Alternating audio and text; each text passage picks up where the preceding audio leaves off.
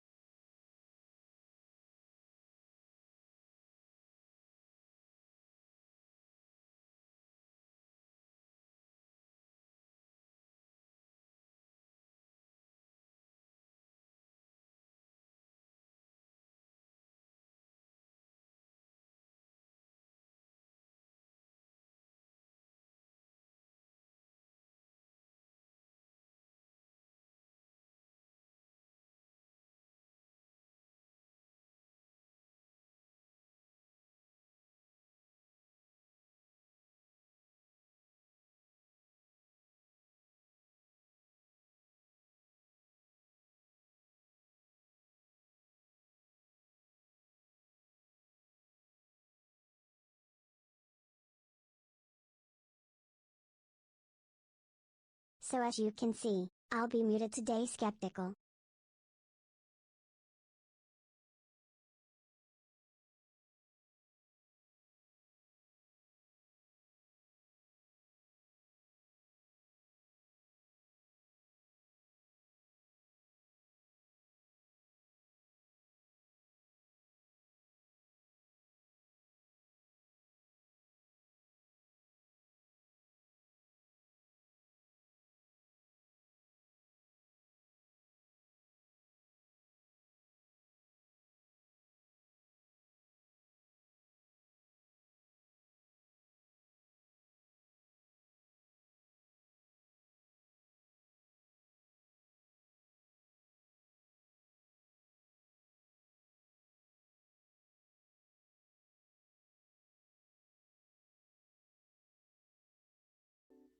Hata pata, please.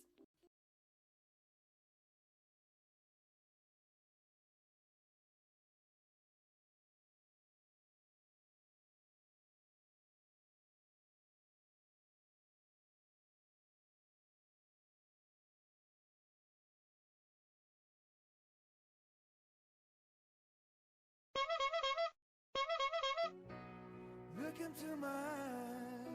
You got a Great beard! intensity.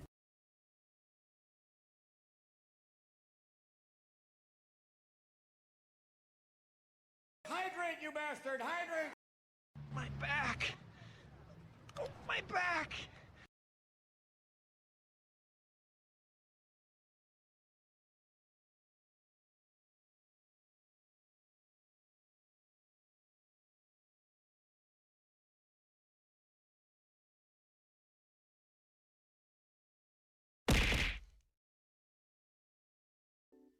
Hata pata, please.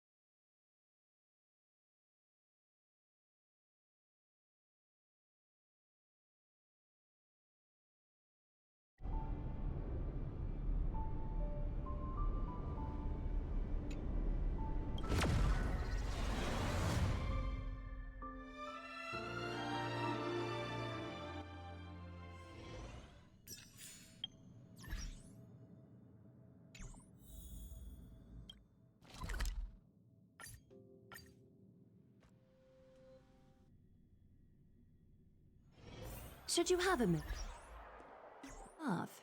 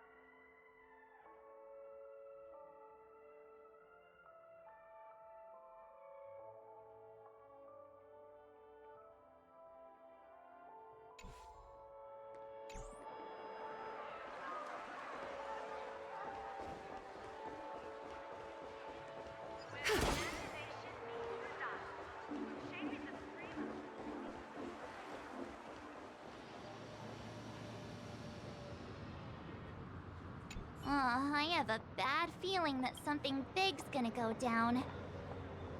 Are you ready? Let's waste no time and head to the theme park then.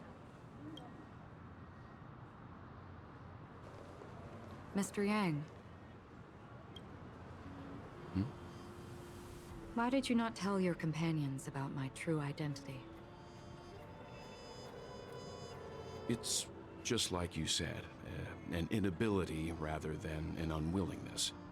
Plus, it's a long story, not something that can be summed up in a few words. But I chose to believe you, and my trust in you stems more from my own personal judgment. I also believe that if it were their choice to make, they would make the same one. Thank you. I'm grateful. To reciprocate, in the upcoming confrontation, if the odds aren't in the Astral Express's favor, I will stand with you, if my meager strength is required.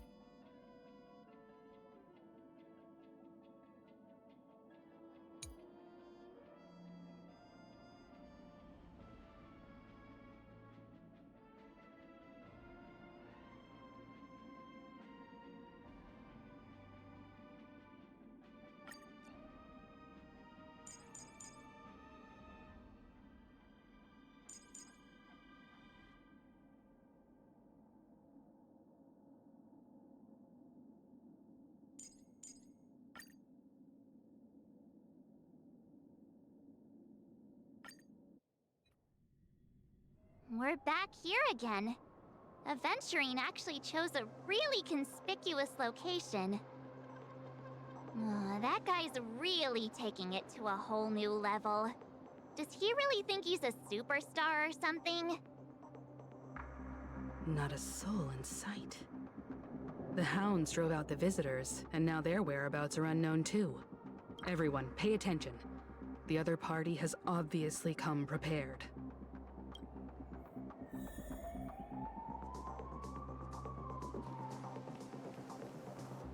Ladies, gentlemen, dream seekers, tycoons, esteemed guests of the Watchmaker and the family. Also not forgetting the nameless of the renowned Astral Express. Welcome to the Interastral Peace Corporation's live show! Astral Express, you're late. And this, unsung guest. We've kept your appointment, Mr. Aventurine. It is customary to show yourself as well. I will, naturally. But before that, I've got to introduce our guest of honor. Everyone, give it up for Miss Acheron!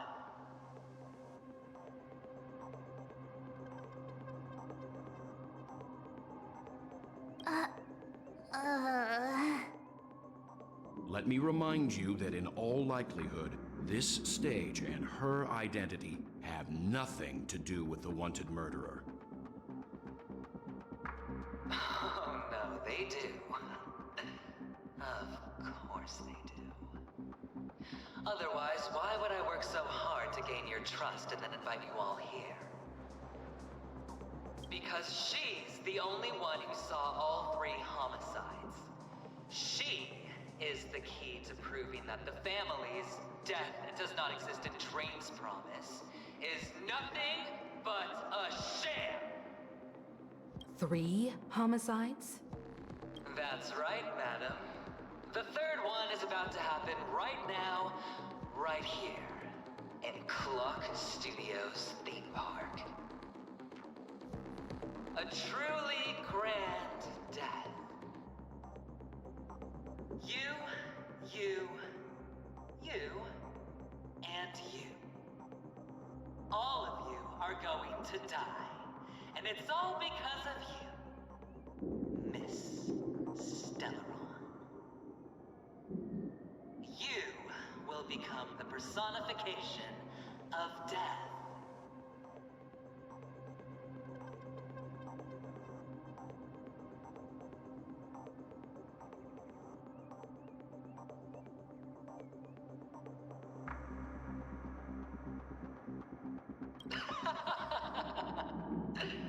I thought my intent was crystal clear. Let me be a little clearer. I will detonate the Stellaron in you and cause a teeny, tiny accident on Penacony. BAM! The entire theme park will be reduced to a shattered dream. Then before the family can even react, I'll become the IPC fleet's navigator. Your bluff isn't fooling anyone. If you could really do that, you would have done so earlier. You wanna bet? Sure. I'll bet with you. I'm betting that it'll be a sweeping victory for me. By detonating an unprecedented explosion to prove that the vow of harmony is a complete and utter joke. You won't do it. Of course I can. It's just another gamble. I came from the wastelands of Sigonia. For just 60 red copper coins, people paid to brand me. Put me in chains. Place me in the gallows and bury me in the golden sands. But the sun could not kill me, and the quicksand sent me back to the embrace of the Guild and the IPC. Bear in mind, my victory wasn't just a stroke of luck. I've never been defeated. Have you ever heard the saying, sleep is the rehearsal of death? Why does life slumber? All because we are not ready for the final rest. Every night is practice for the end. You and I are escaping into our dreams for fear of death at this very moment. And death will surface in our dreams. Friends, the game has commenced, and you cannot choose to decline. Nor do you have any reason or grounds to!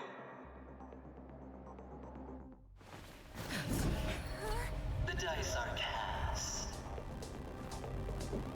Ladies and gentlemen, ready to unveil your cards? The architect's flawed stone. Of no value at all. I'm putting down the bet.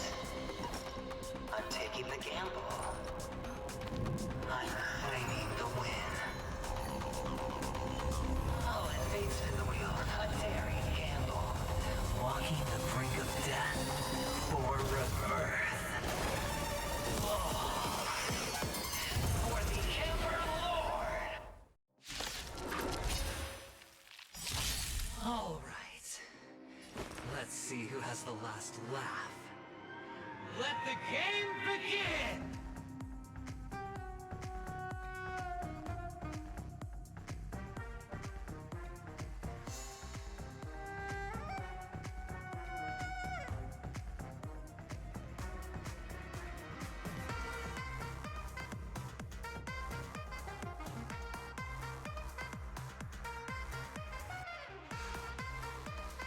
A moment of divine insight arises from enduring patience.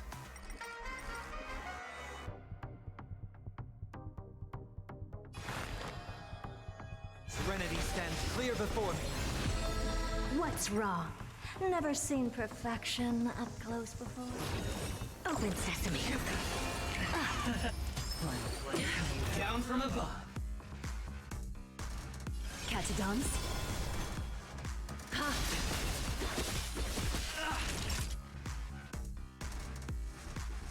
Nap time. You're riding a lucky streak.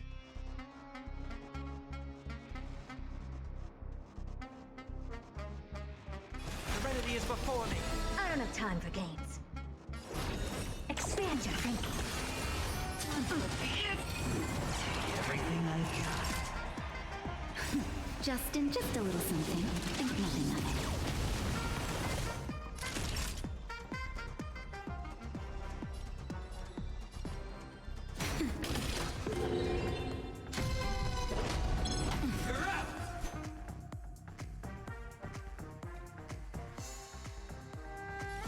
adorned in splendor. I'll overcome the thorns.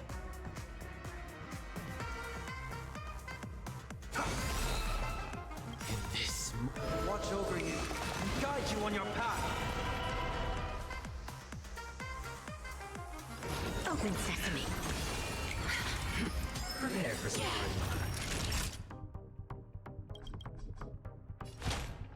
That's better. I've heard the call. Curiosity. Endless riddles. Nothing but a void.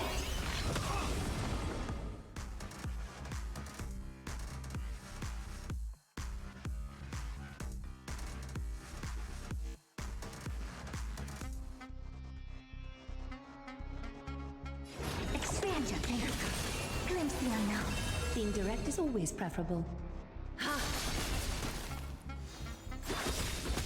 Naughty child. Countless threads. Thus our fates become one. Nap time. A little honesty would do us good. So fragile, like a wisp of silk. Serenity is before me. Never seen perfection before? Open sesame. Even on a losing streak, as long as people still have hope, they'll keep throwing money on the table. The chance, no matter how small, the potential is what you hang on to. That's what justifies the gamble!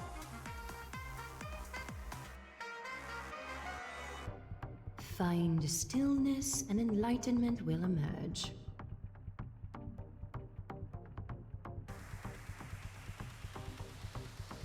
All lies shall be revealed. I'll overcome the thorns.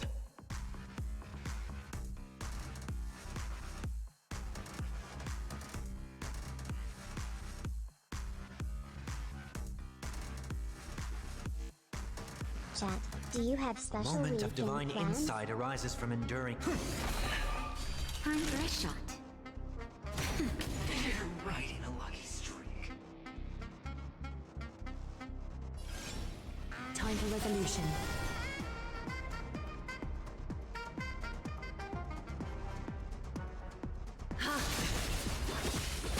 You've got a keen eye. Expand your thinking. One blade coming down. Scoundrels on Heard the call.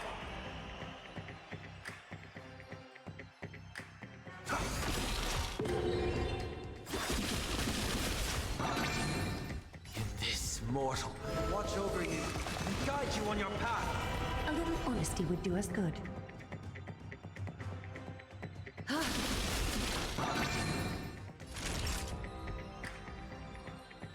Nap time.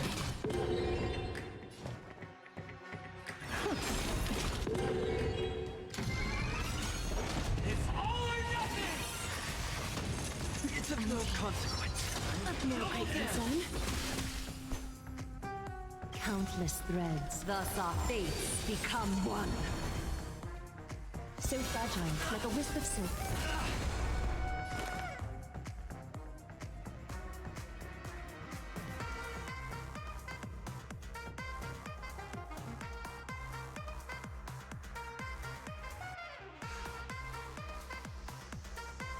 A moment of divine insight arises from enduring patience.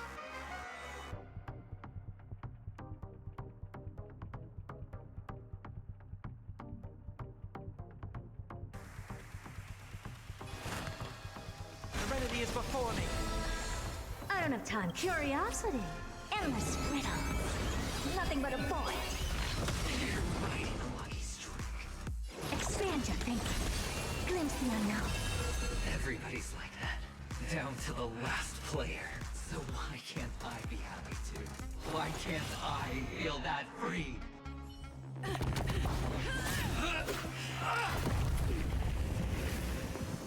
Always hide your ace with a straight face.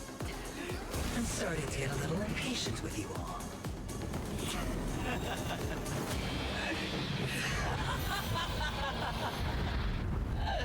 Friends, to fully relish this. I'm betting every last chip. Only by casting aside reason does one truly gamble.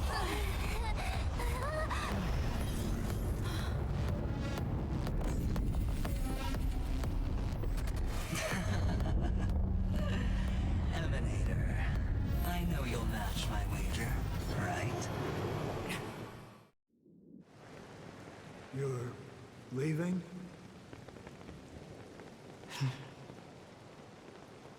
Perhaps. I might pass through the place you mentioned. Penacony. What do you hope to find within a dream? I'm not looking for anything. They aren't in a dream.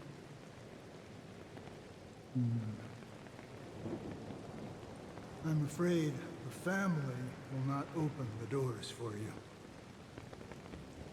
Why? Because the path you walk is not accepted by the Harmony. Even if that's not what I want. Precisely because it's not what you want. Because they are not like other eons. They have never glanced at anyone, and they never need to. They leave woven strands of fate for humans to walk, and together, they weave a great shadow. And this shadow silently envelops them. There are always those who rise from the shadows.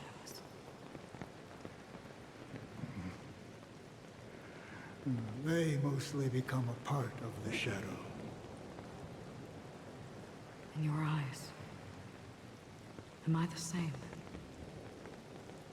You still have a strand of color, but not much.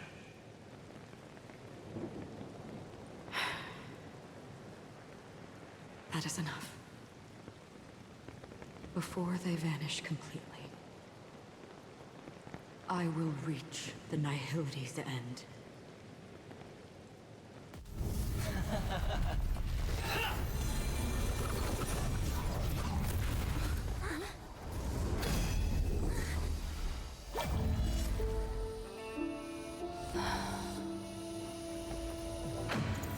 I wish to mourn the departed, weeping like rain, to swell the crossing stream.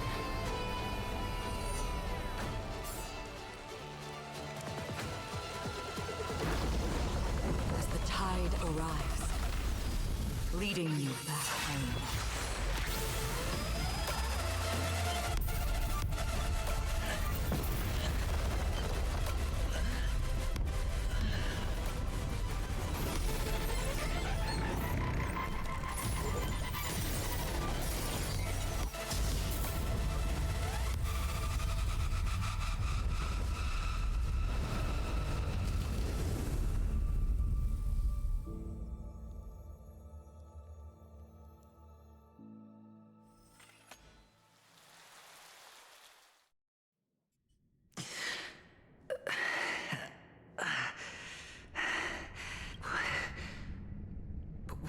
This place.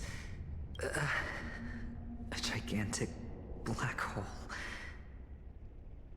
And see. Have I succeeded?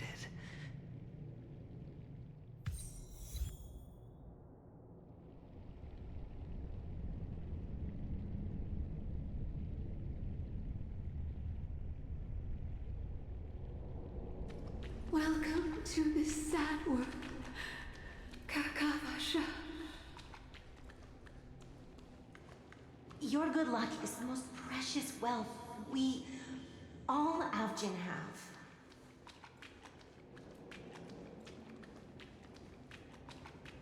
If you come out alive after 2 days, it proves that you're the real deal.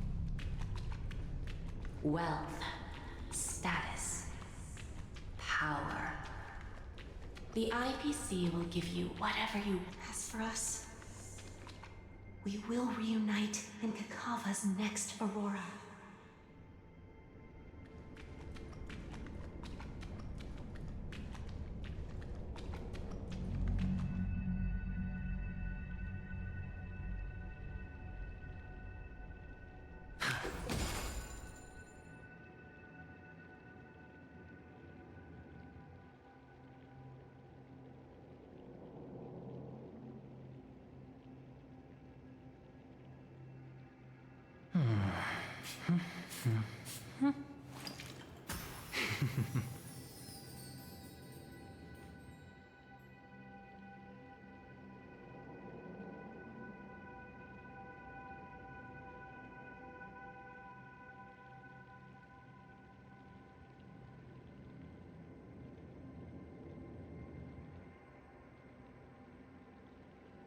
It's a pity this is not the place you were expecting.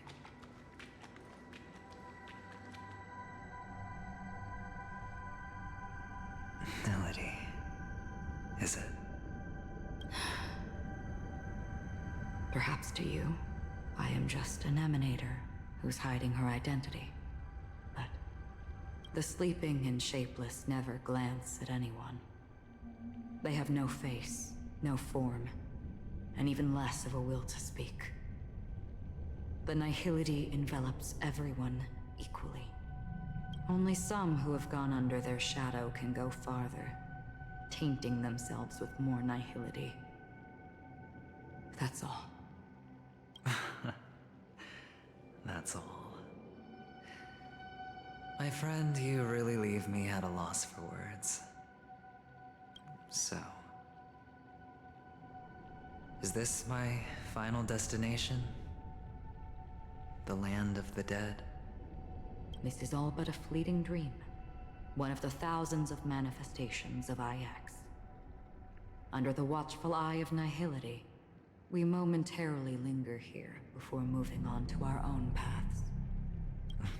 It seems that my death has already been determined. Even if you wish for it, I can't promise you anything. Now that you've accomplished your goal, I think you can be a little more forthcoming. What do you mean? Your performance at the theme park was wonderful and grandiose. A simple yet practical technique that fooled almost everyone.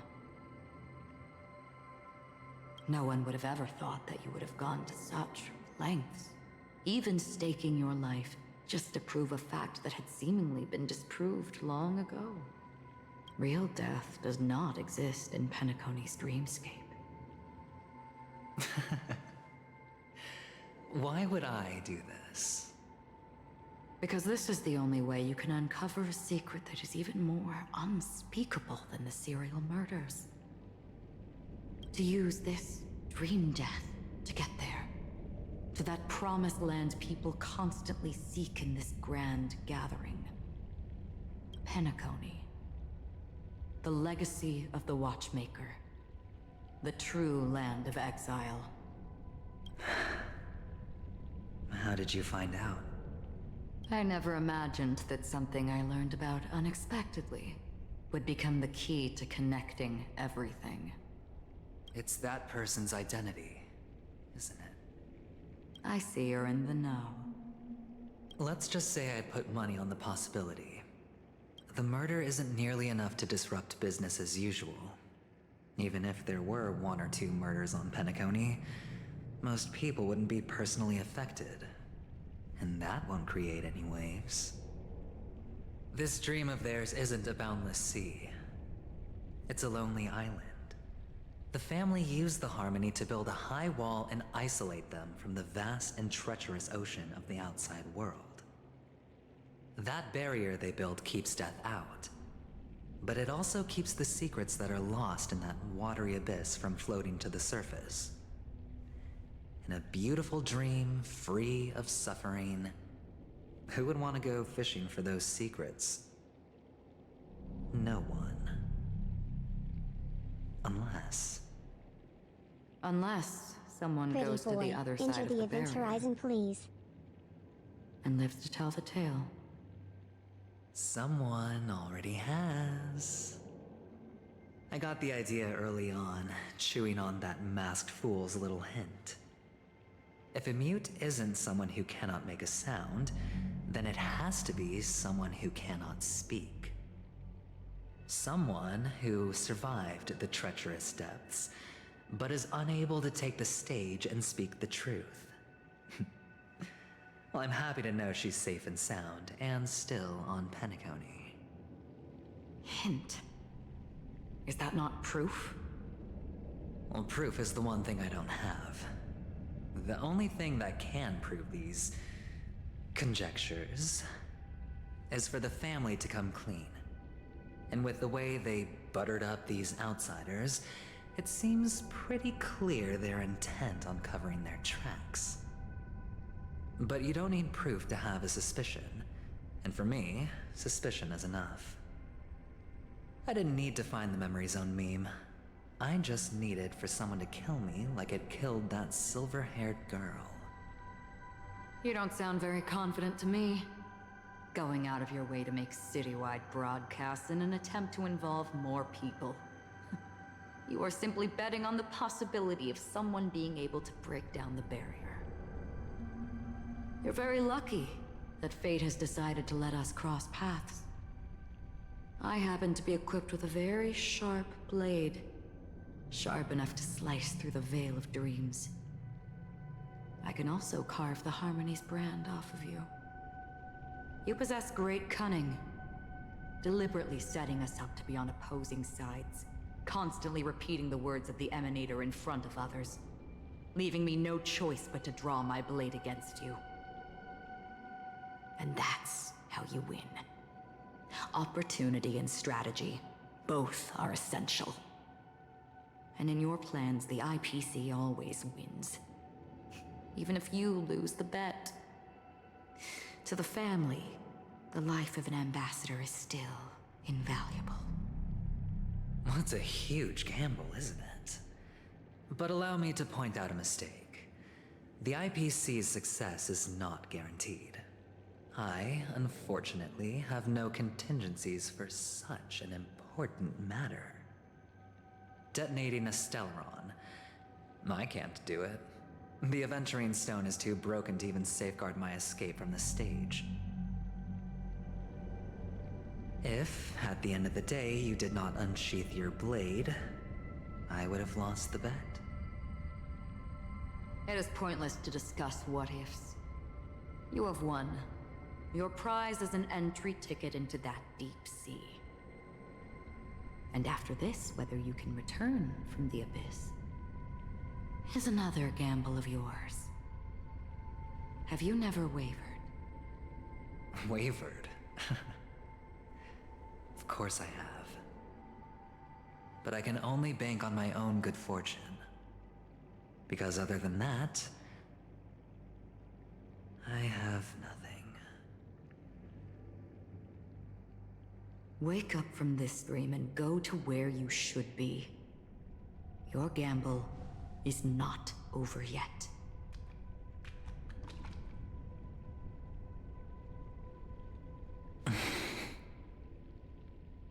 Before we part, can you answer one more question? As someone who has traveled on that road, can you tell me, why are we born into this world? If it's just to die. I don't think this and never have. Nor do you. But the nihility envelops you and I. And everyone. And because of that, it's pointless.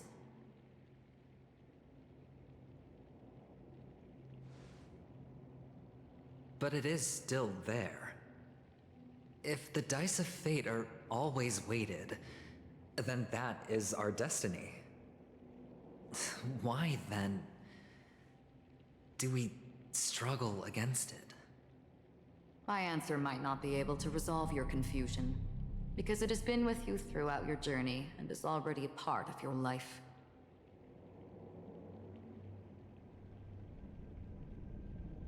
But you said, sleep is the rehearsal of death. So why does life slumber? Because we are not ready for the final rest. So you can definitely understand why we want to be prepared. Even if the ending has been predetermined, that's fine. There are countless things that humans cannot change. But before the end, there are many things that humans can do while on their journey. And because of this, the end will thus reveal a completely different meaning. Take a good look at your pocket. Your friend has already given you the answer. Good luck.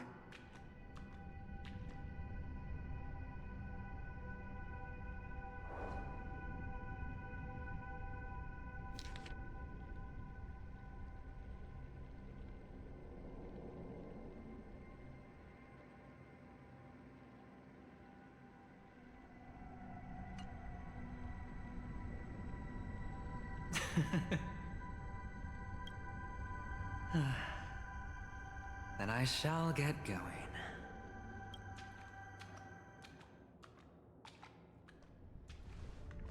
Mister? You're leaving? You ultimately chose to leave this dreamscape? Yes. Because they are not here. My papa, mama, and big sis. Then where are they? They are in a place where everyone will go. A very, very distant place. Then are you going to? I'll get there one day. But not now. There will come a day when the sky will drizzle, and I will hear the call of Gaiathra Triclops, and know that it is time for me to go, and be reunited with my family. So, until that time comes,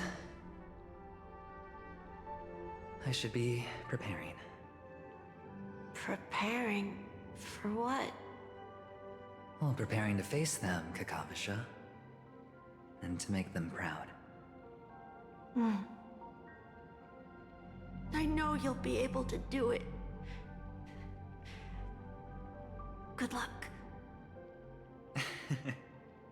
Well, of course. For I am a child who received the blessing of Gaiathra Triclops. But you still seem nervous. Well, I seem that way because I am nervous. You know what? Maybe you can help. What do you say? One last time? Put our palms together?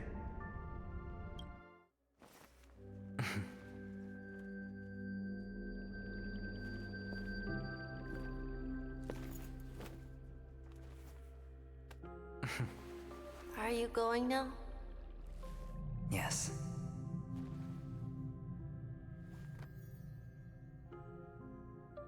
May the Mother Goddess thrice close her eyes for you, keeping your blood eternally pulsing. May your journey be forever peaceful, and your schemes forever concealed. Our paths will cross again beneath Kakava's shimmering auroras. Farewell, Kakavasha.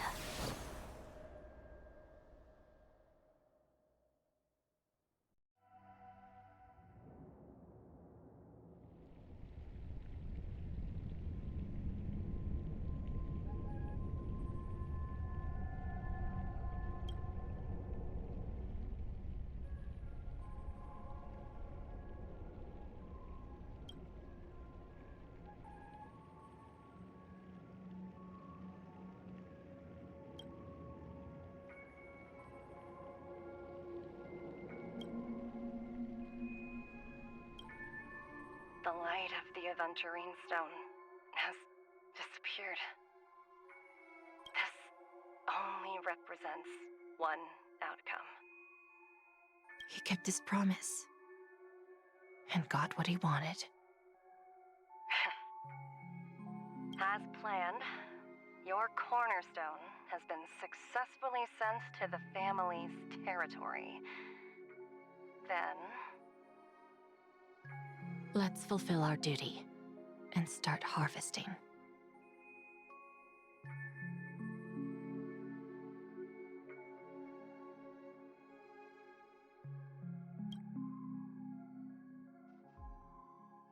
I come for an audience. I come to fill wine, and I come to claim. I bestow poison in the guise of sweet dew. Come the toil of spring and yield a fall. I patiently wait for the branches to be heavy with withered fruits. All for the Amber Lord.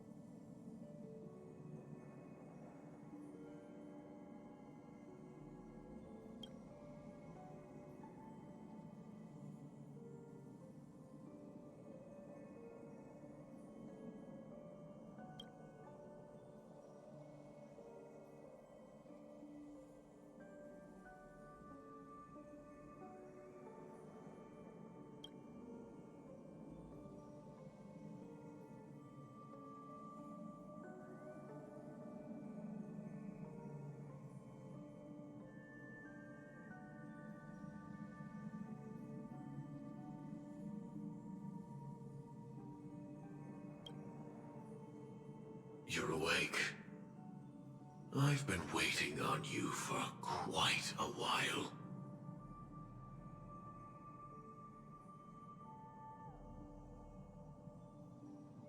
I didn't do anything but wait for you to wake up.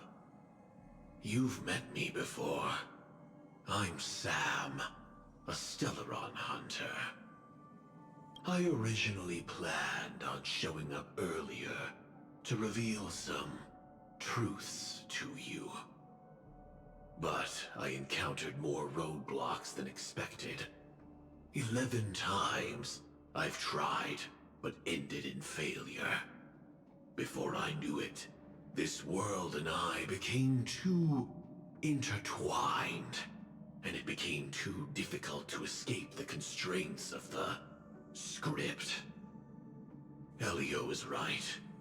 In this land of the dreams, you and I will reap unforgettable gains. I don't know people's hearts as well as he and Kafka do. Nor do I have a specialty like Silverwolf and Blade. Most of the things that I'm good at only apply to villains who need no mercy. So, there is only one method that I use. This is to show you.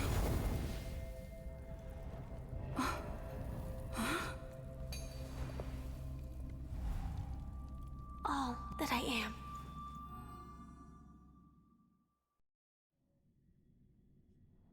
Labyrinth-like corridors and halls? Traps everywhere? The owner of this mansion must be a bit paranoid. You are so funny, Mr. Security Officer.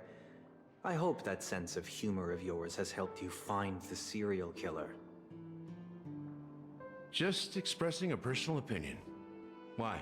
Did I hit a nerve? Mr. Gallagher, my patience is wearing thin. Neglecting duties will only make me more suspicious that you and the real serial killer are connected.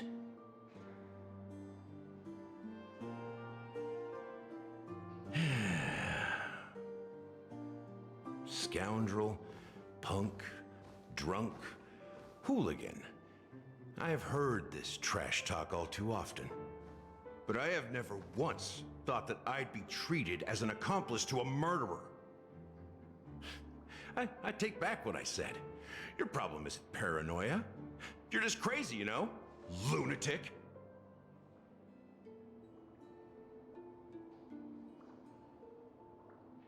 You, the family, you broke my spine and pulled out my fangs, and now you want to accuse me of murder?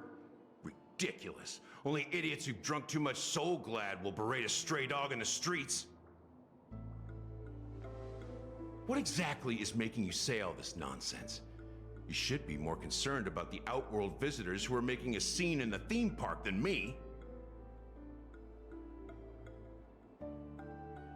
I don't need you to remind me.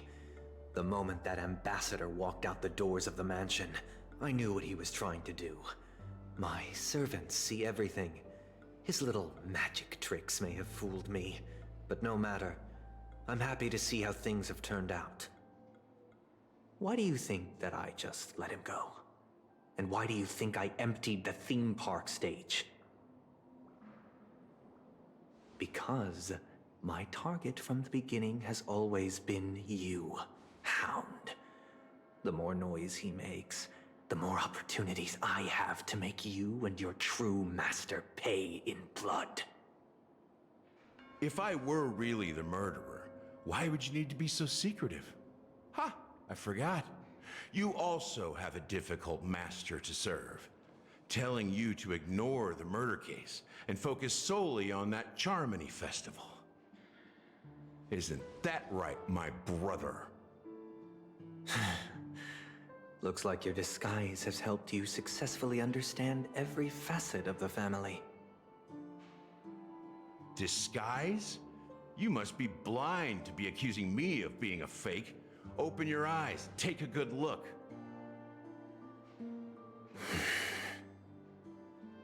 Indeed, every part of you is real. The brown hair, soft and curly like Benny's. The orange eyes, which make me miss the gaze of Sir Whitaker. That odd scar, the mark of Wolsey. And the gray vest, tie, hound emblem, bottle, the bartending, and your role as a security officer. These are all true traits. From all 52 loyal family members. When they are gathered, countless tiny truths are woven together into a lie. You collected a small piece of each of them and claimed them for yourself. Then you invented this facade, a complete Gallagher. Tell me I'm wrong, minion of the Enigmata.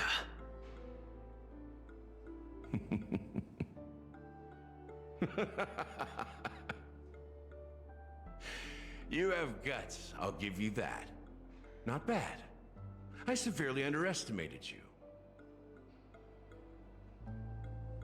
Admirable. But so what? Can this prove that I murdered your sister and that stowaway? This proves that you and the Memory Zone meme death are linked, and that's enough.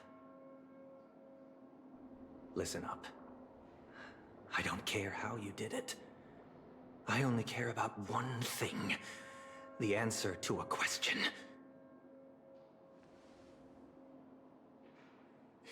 You devil. You wretched, despicable dog. Why did you kill her?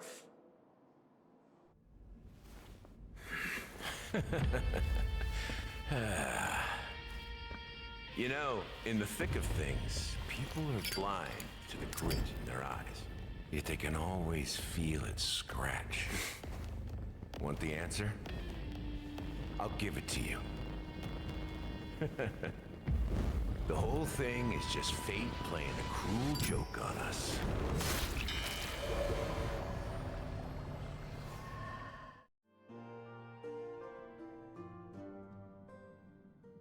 Newsflash! Penacony's Charmony Festival has entered its countdown phase. Accompanied by Clocky's TikToks, after 12 system hours, this grand celebration will commence with much fanfare.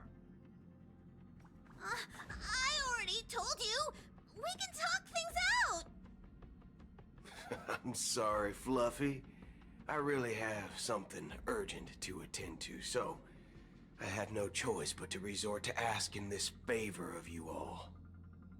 Since you already know what you're doing, I'll also have to remind you of its risks. Hey, partner, what's with the hostility? I thought pulling this thing out was just a way of saying hello. For the last time, state your identity and purpose. My name's Boot Hill, and I'm a Galaxy Ranger. A Galaxy Ranger?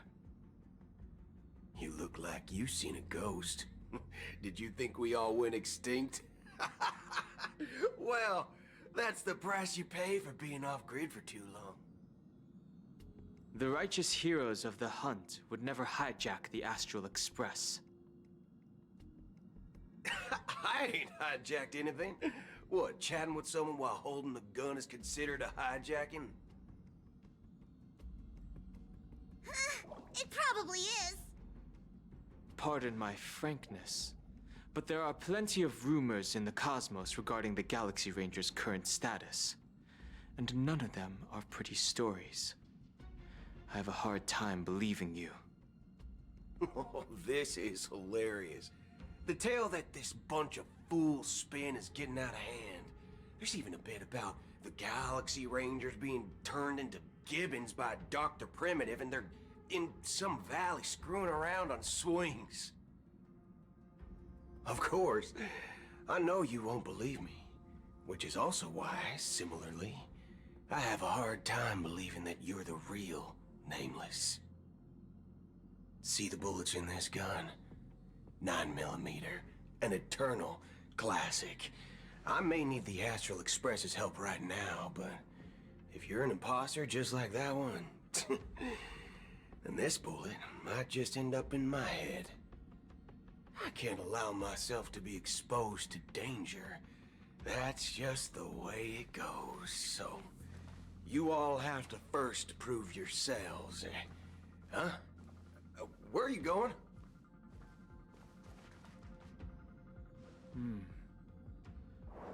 Recognize this? It's a model fudger. The Jade Abacus of Ally and Oath. The CN Joe really gave this to you guys? Model fudger? This is the Jade Abacus gifted to the Express by the Shenzhou Luofu's general, Jing Yuan. Its presence on board serves as the Shenzhou Alliance's official recognition of the Express. Is that enough? Not bad, kiddo. And across these sprawling stars, a gentle squeeze is all it takes to rustle up a whole legion of Cloud Knights. Now, I reckon that'd be one fudging sight to behold. Now it's your turn. Been ages since the Galaxy Rangers had the spotlight shown on them. And we ain't equipped with such fancy gadgets. But I've been around the block enough to know the way to handle these types of situations is easy as pie. All right then. Feel free to toss any questions my way. Let's see if my answers can't turn your trust. If your gut tells you otherwise, still ain't too late to show me the door. And why would I play along? If I truly am a real Galaxy Ranger, you stand to lose nothing. All right then. Tell me, what kind of organization are the Galaxy Rangers? Oh, my friend. This question is a hard one. I don't think I can even consider us an organization to begin with. Everyone's on their own fated path along the hunt, with their own resolute sense of righteousness and not so welcome among such so-called universal values. This reply does not instill trust, and only makes your predicament more precarious.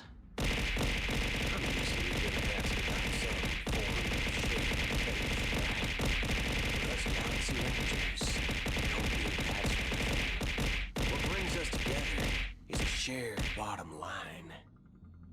Never bully the weak. Never kill the innocent. These oaths aren't some lofty beliefs, but the fundamental bottom line that one must never cross as a person. As Galaxy Rangers, we strictly adhere to the bottom line. When someone crosses them, the hunt's vengeance will surely come knocking. And in this moment, the other crucial meaning of bottom line comes into play. As long as you don't cross it, you're free to do whatever you please. You catch my drift?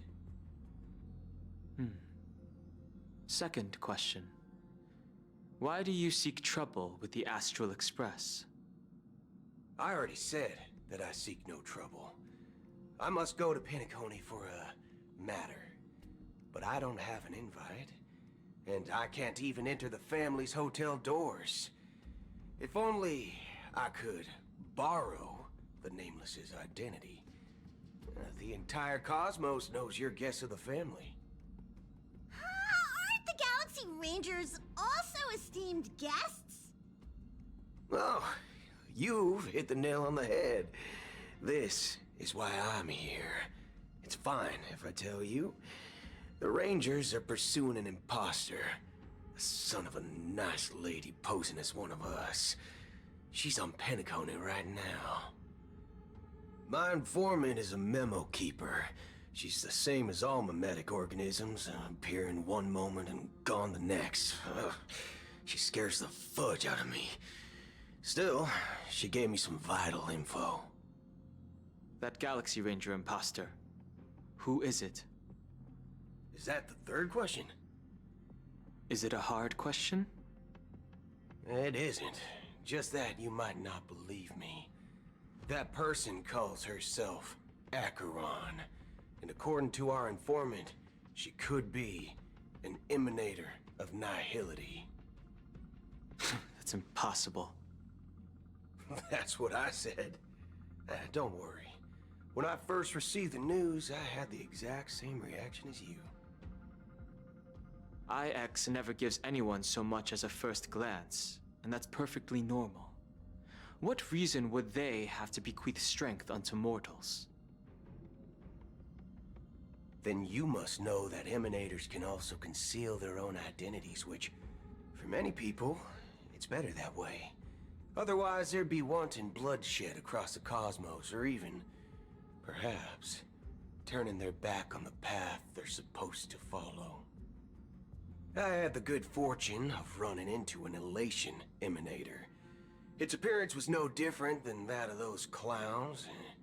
If it weren't through sheer luck that I got it drunk, I would have never known of its eminent status. Even in the purest hunt, you'll find the Xianzhou Alliance under the spotlight and Galaxy Rangers lurking in the shadows.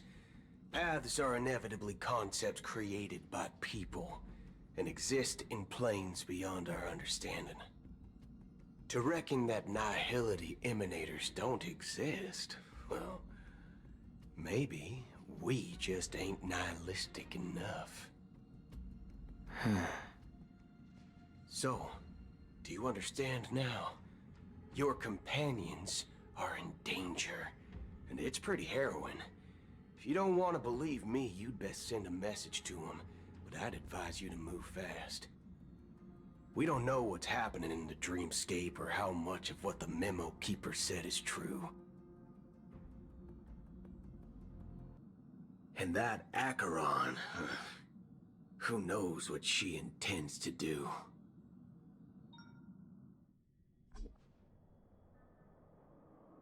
I don't intend to do anything.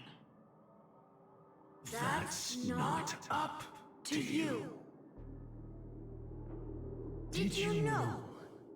People who come to the land of dreams for the first time, they'll subconsciously stop to reaffirm that they're still walking on solid ground. And then they will unanimously raise their heads to gaze at the sky. Be it reality or dream, staring at the sky is instinctual for humanity. Since the day that the golden hour was completed, it's always been there, watching over every single night of decadence. But now this night sky has been mercilessly severed, dyed with a mist of nihility. And this whole event happened within the course of a single slash of a blade. A single slash of a blade isn't really accurate. It was actually 2 blades, just that the second one was faster. That's not the point. Many guests who weren't supposed to be invited have gathered at this banquet. Even if the harmony is all-embracing, I have no choice but to show some of them the door. For the sake of Penacony and the peace.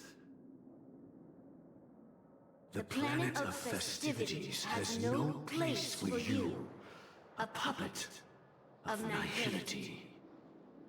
Those who live in the shadows do not bear the right to tread the illuminated stage. Speaking of living in the shadows, there's probably not much difference between us. It's only polite to reveal your true self, at least when speaking to others. Penacony's Dream Master.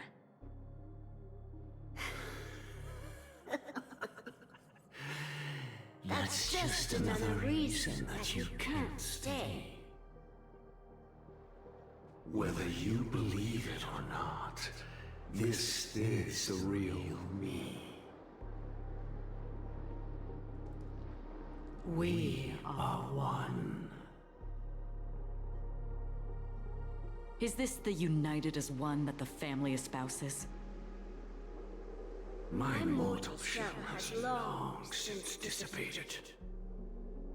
The Oak family's 107,336 offspring are now my eyes, ears, and mouths, spreading joy across dreams when required.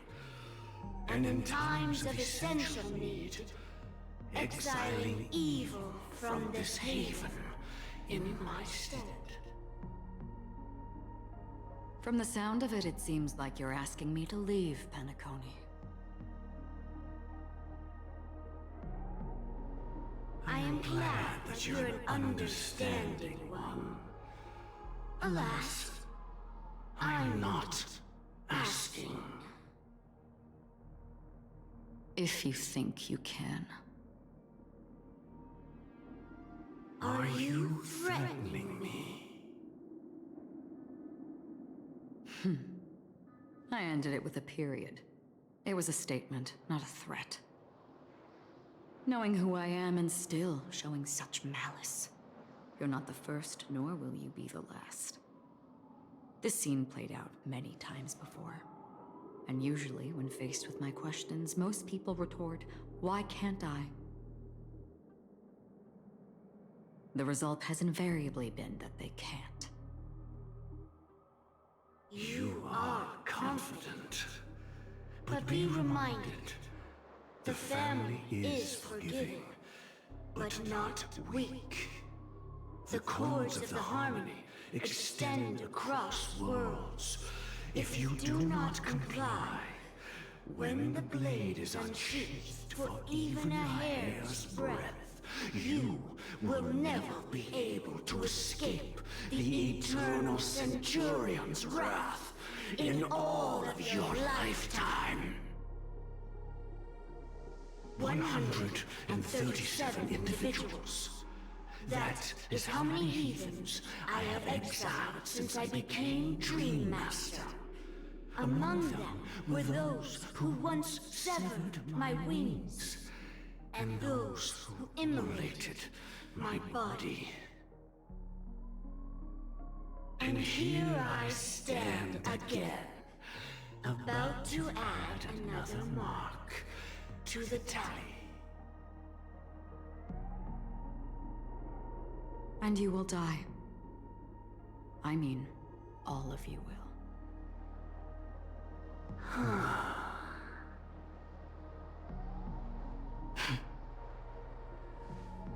But that won't come to pass. I'll do as you ask. I'll leave. A wise choice. I wasn't aware there was a choice. To you, that surely is the only option. Please bear in mind, you and Penacony are of different worlds. Those born on the far bank cannot seek solace across the river. Leave and never return. The radiance of the planet of festivities is overwhelmingly bright, luring in tricksters, wrongdoers, and criminals. But even the harmony itself will never welcome the self-annihilator of nihility. And even more so, when this self-annihilator heralds the destruction of everything. Your strength is obviously a gift of the sleeping and shapeless, immeasurable and fathomless, like a tributary spawned from the abyss that brings death and sin to all. Acheron, a befitting name. Take it from someone on the other side of your so-called river. You know better than I do that Penacony has already deviated from the harmony. Whatever your intentions may be, I foresee only one outcome. Its future holds nothing but nihility. Just like all the worlds that have drowned in their shadow.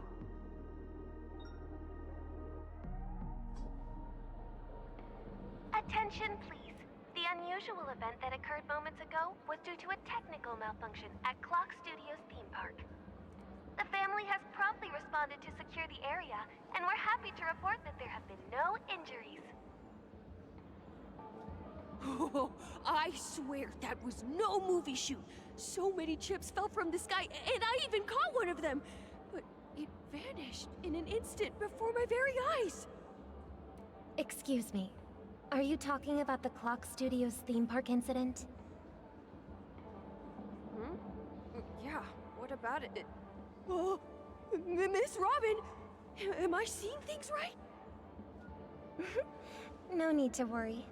I apologize for any inconvenience caused to your delightful dream journey. What you just mentioned about the chips really piqued my interest. Would you mind providing more details about the incident? Oh, it was just those chips you normally see everywhere. The green ones? They fell from the sky as if it were raining. And then those chips simply disappeared. It appears to be the dream sim tech the Iris family has been developing. Huh? Miss Robin, you mean those chips were all part of a performance? But I really... Shh. This technology hasn't been made public yet. It was originally planned to debut at the Charmony Festival, but it seems it's been leaked. Can you help me keep this secret? The raining chips were supposed to be part of my act. Oh, I see! Then it all makes sense now. I'll do anything to help make the Charmony Festival a success! Thank you. As appreciation, I'd like to give you a token gift. Oh, this button is... Press it at just the right moment in the celebration, and there could be an unexpected treat in store for you. All right, It looks like there are other guests who are also confused. I'll have to excuse myself. Please, enjoy the dreamscape. So many people talking about it. This commotion at the theme park definitely made waves.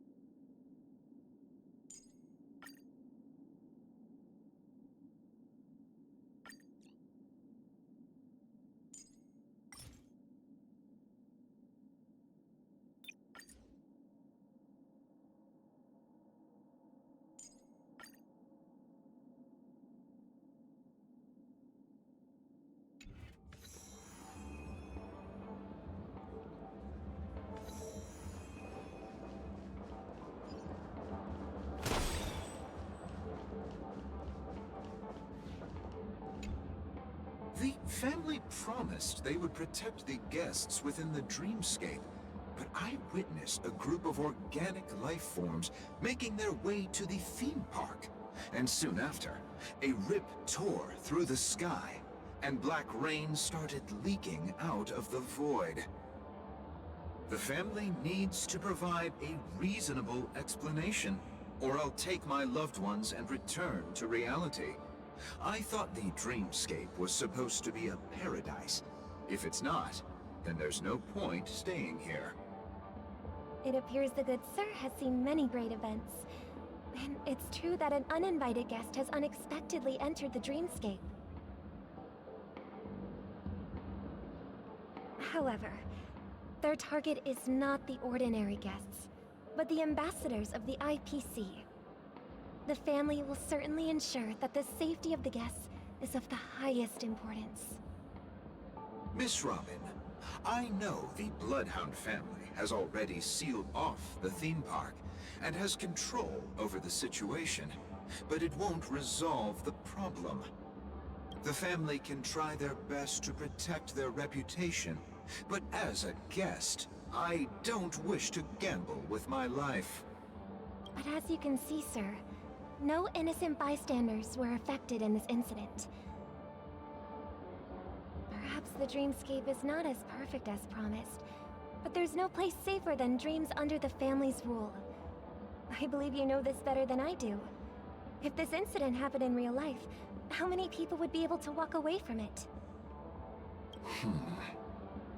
I could stay here, but keep in mind, guests come to Penacony to enjoy the dreamscapes.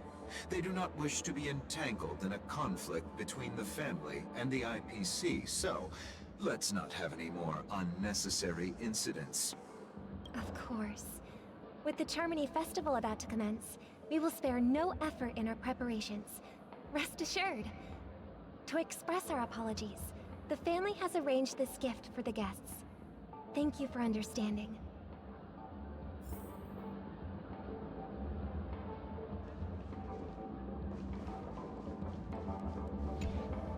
Hello. May I ask what happened here? Nothing to be worried about. There's been a small rehearsal mishap at Clock Studios theme park. Please stay calm. Hey, are you a fool? You don't even recognize Miss Robin? Who do you think you're talking to? I'm sorry. I've just been transferred to the Bloodhound family, and I'm still not too used to working on the streets.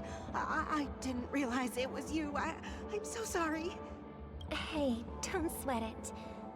You guys have a tough job. I know how it is. How's the situation looking? Oh, we've sealed off the theme park. Most guests are used to bizarre phenomena in the dreamscape, and so far, no threats have been detected. We can expect order to be restored soon.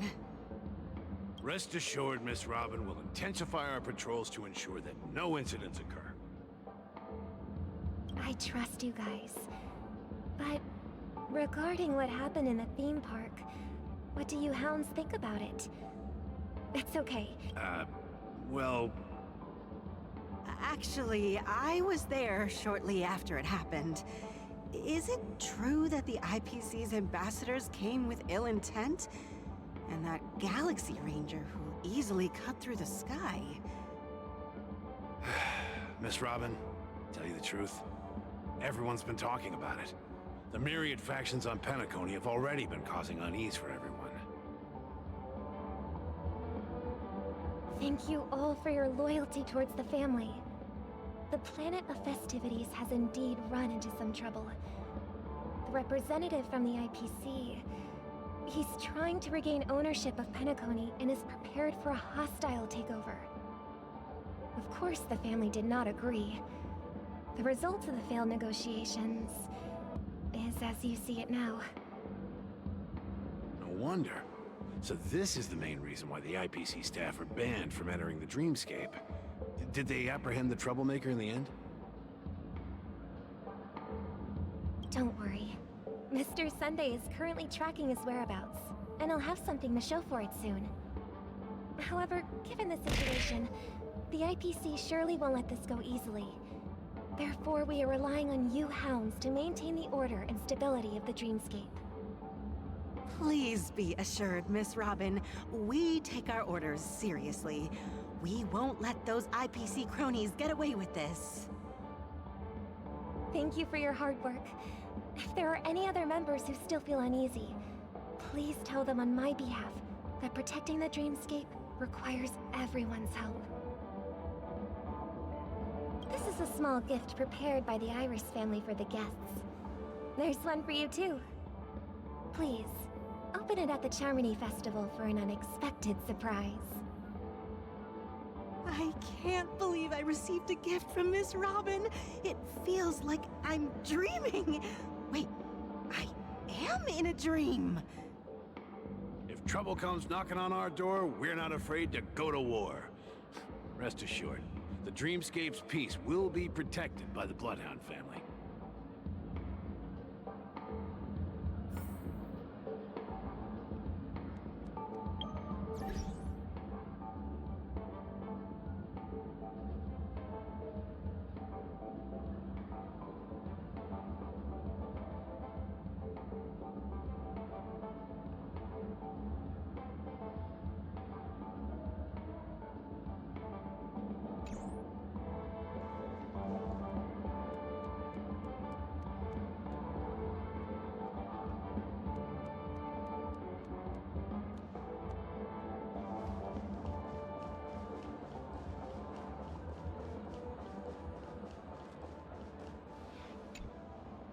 Miss Robin?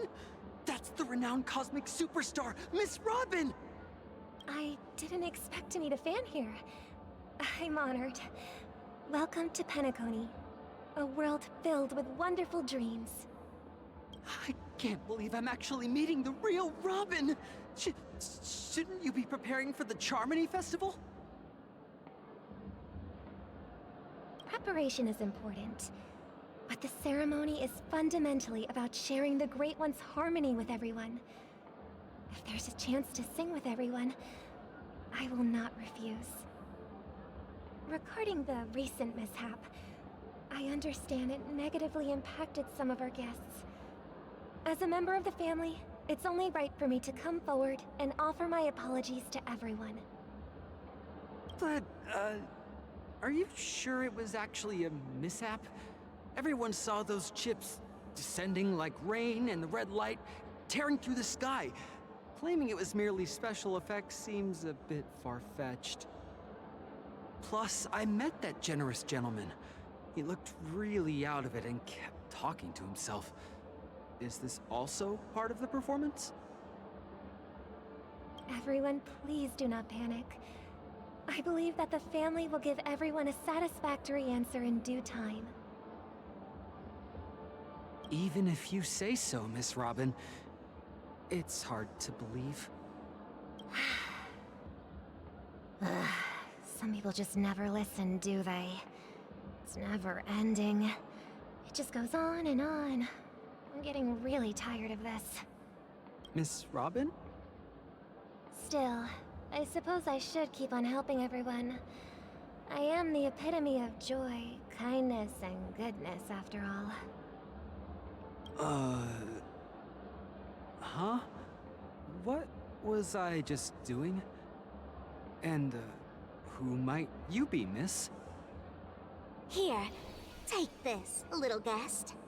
This gift has been specially prepared for you by the family. Make sure to take good care of it until the opening of the Charmony Festival. Then, when the show reaches its climax, press the button together with the others around you. You never know. Something very exciting might happen.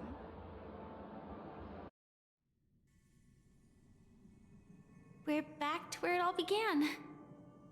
You entered the golden hour from this place. And it is also from here where you will enter the true Penacony. It is a pleasure to journey alongside you once more. But it's time I laid bare the entire truth before you. As you might have heard,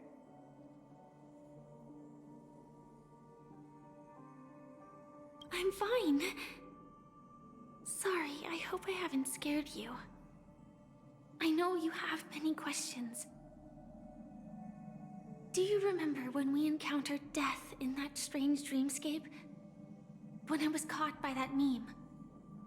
In that instant before it killed me? I saw the reflection of another dreamscape in its ghastly pupils.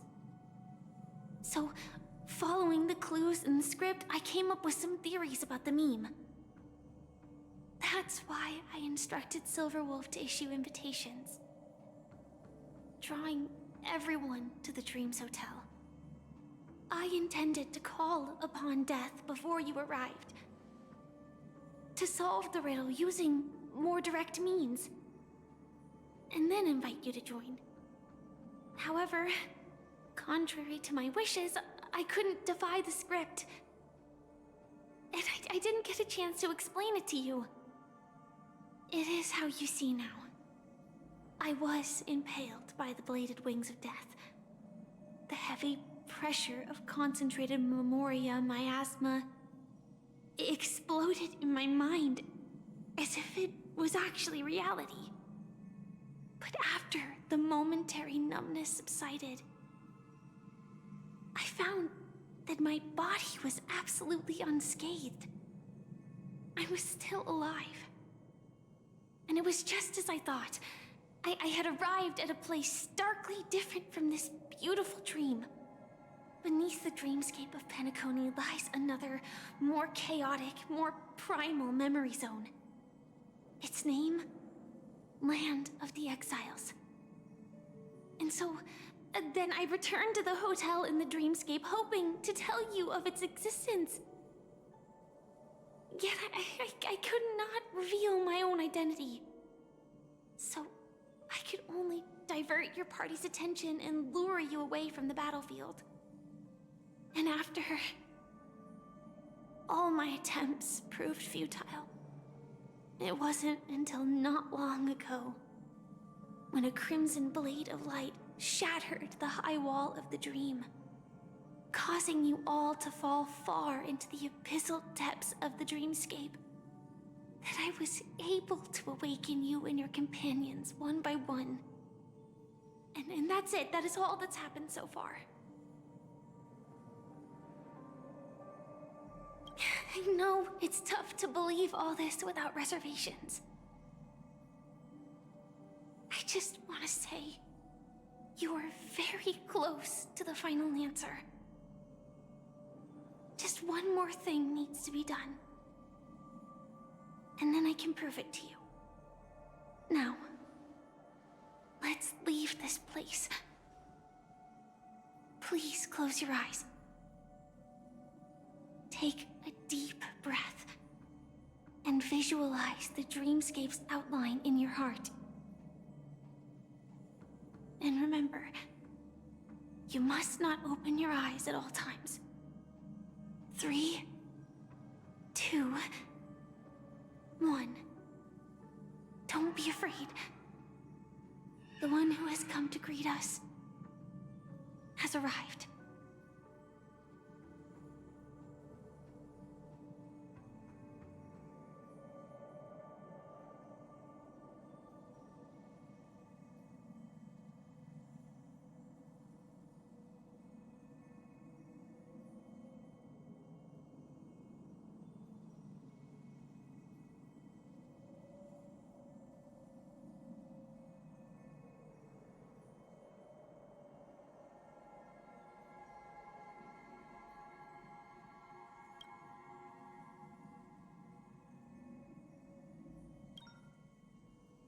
I never knew you could do this. Do you have a driver's license? I do. That is surprising. Why? Because this is Japella, the city of sins? No, it's nothing. I'm just thinking that you haven't slept in 20 system hours. Are you sure you're okay? I'm fine. I'll survive. Same goes for you. I'm not so sure about that. Slow down a bit. Infiltration is over. Feel free to activate Sam anytime you'd like. There's still some time before the next part of the script unfolds. Let me stay a little longer in this body.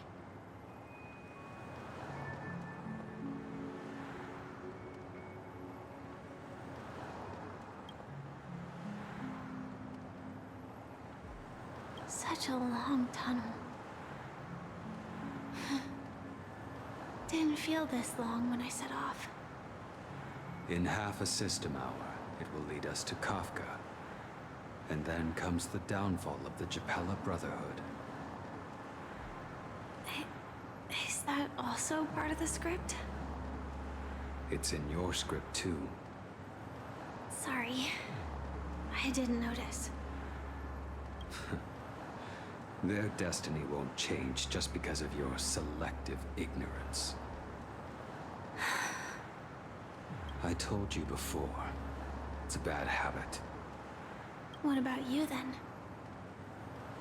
Is this the moment you finally find the death you've been looking for? As always, it's a blank slate. It's not on this planet. Why the sudden inquiry? Because I'm currently in a car with a sleep-deprived driver. I just want to get there in one piece. This car has full self-driving capabilities. I'll just put my hand on the steering wheel. Will that do? Hey, don't take everything so seriously. Elio would always say there's only one type of destiny. The inescapable type. He can see the future, and we, likewise, are aware of our predetermined end. But before that moment arrives, we can still choose what we do. We all have this right, don't we? After today, Japella's name will disappear from cosmic history, and the Everflame Mansion will take its place. In the not-too-distant future, you'll receive an invitation. That's your next stop. Land of the Dreams. Penacony. I hope you find whatever you seek there. Be it answers or salvation. Yeah. Glad to see you're safe and sound. Close your eyes. This is the answer. Isn't it incredible? The monster that we have always known as Death is actually the guardian of the land of the exiles. It abides by a certain rule. Abducting people from their dreams and bringing them here. The question that has been perplexing us, does death really exist in the dreamscape, appears to be a cognitive trap. It was laid by those orchestrating events from the shadows to cover up the truth behind the disappearances and the existence of this fortress known as Dreamflux Reef. Every emergence of that meme is related to the Watchmaker. Since Dreamflux Reef is where it brings its captives, it's likely that many of our long-standing questions will be answered in this place. The atmosphere here is starkly different from the beautiful dream. There are no regulators here like the family. And they all look like they're mildly dazed. But from the whispers of the residents, I've heard a familiar name. Gallagher. It's that man again. Always in the right place at the right time. Though that does save us the trouble of looking for him. Himiko and March have already made a move. Get ready. We're about to set off. The real dreamscape. The land of the exiles. Before we go, should we speak to everyone first?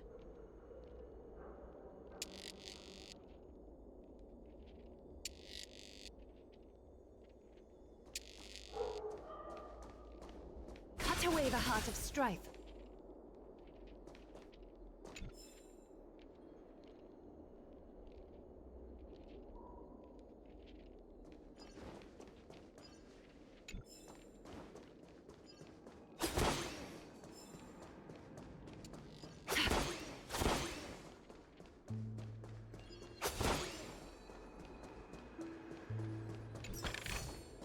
An abundant fragrance, worthy of recognition.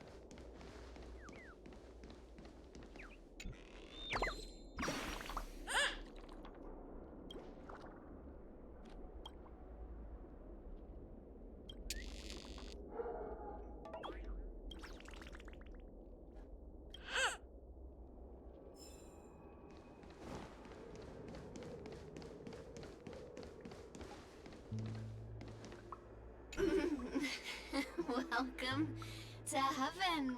Dreams, true or false, all are ephemeral. Might as well drink more Soul Gladden.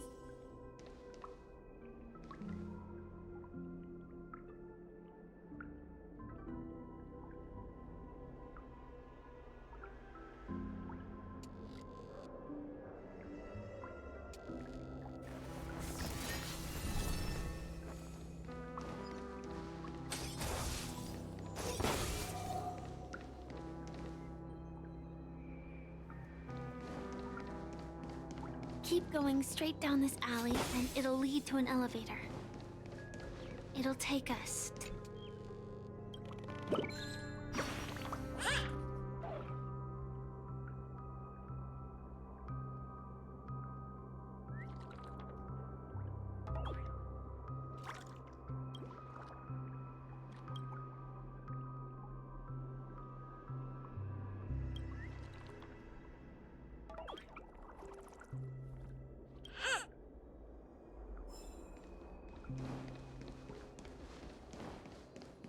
This place has more space inside than my own house.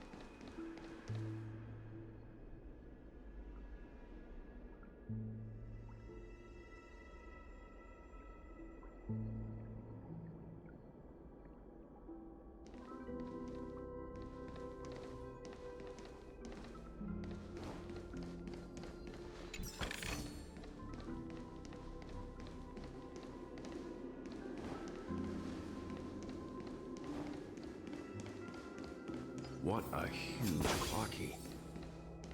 Looks like the watchmaker also left his mark on Dreamflux Reef.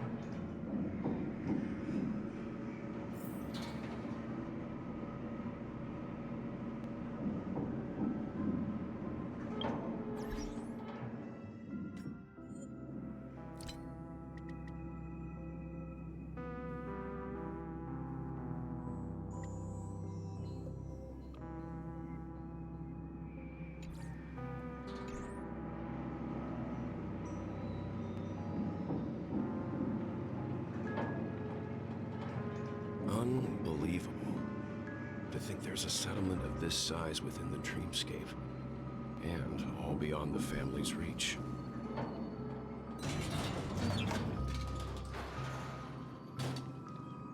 The atmosphere in this fortress is pretty different from that in the beautiful dream. When I first saw it, I was in awe too. The sky here, it's like a reflection of the 12 dreamscapes. What's even more bizarre is that this place is also separated into trade and residential areas. The layout may be simple, but the facilities are very comprehensive. It seems that there are quite a number of people living here. Though both dreamscapes have distinct styles, the architectural designs are quite similar. Works of the same hand, perhaps. Hard not to speculate on the connection. But there's no point in overthinking things. Let's meet up with Himiko and the others first.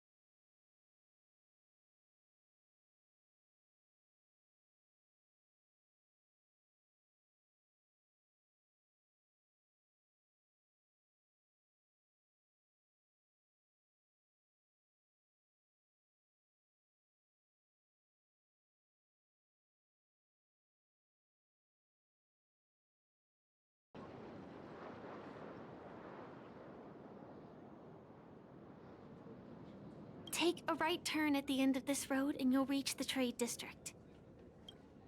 There are more people there, and perhaps someone knows where she is. Not coming with us? The Astral Express likely needs room for some internal deliberation. In the meantime, I'll try and locate Gallagher. Sure. Let's reconnect later. Letting her go was the right decision. Further observations are needed before we decide whether to trust her. But first, there's someone I need to talk to. Let's go. I'm sure you've already noticed him.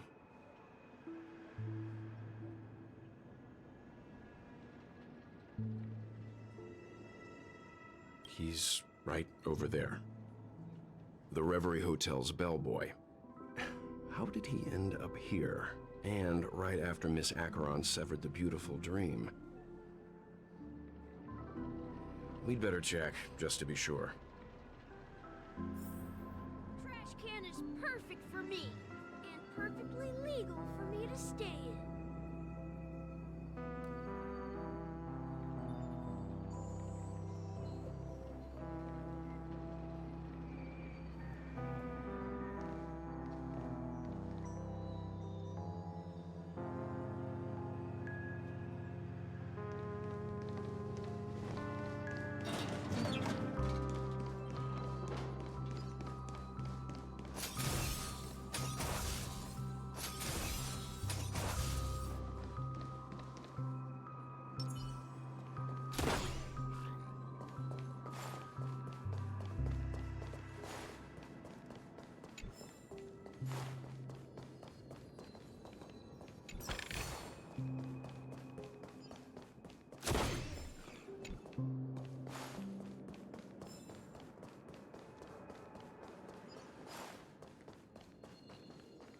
Let's see how you handle it. Huh. Goods received.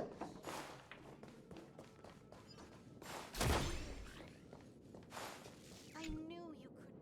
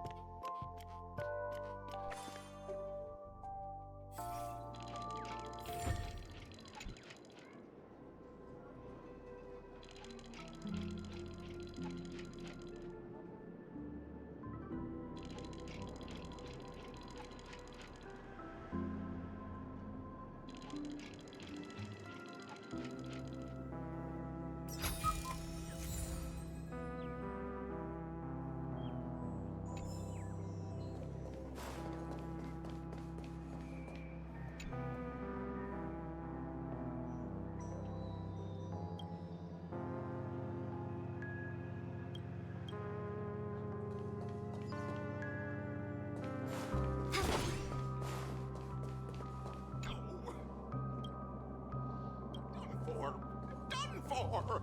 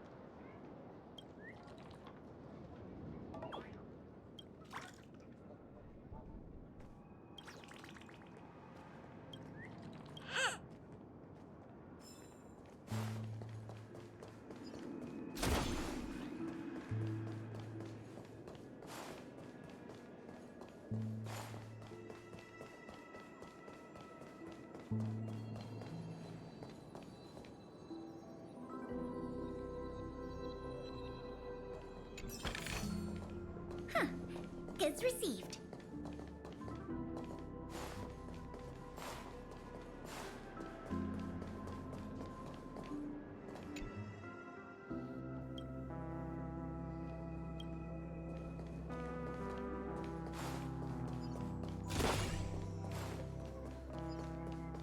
Let's have a toast to dreamscape, stranger.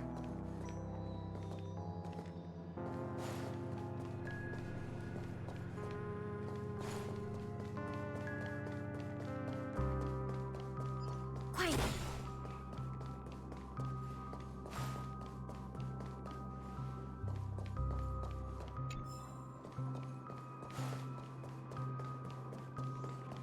So this is the so-called freedom.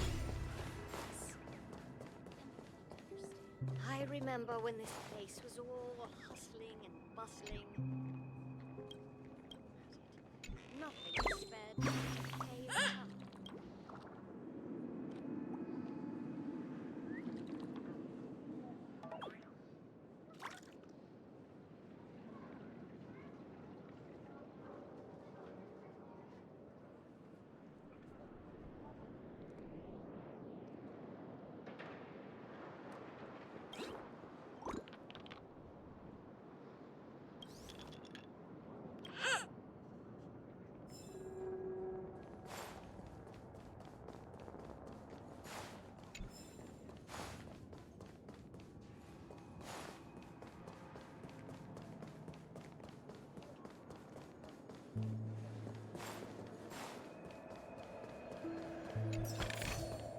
Inventory complete.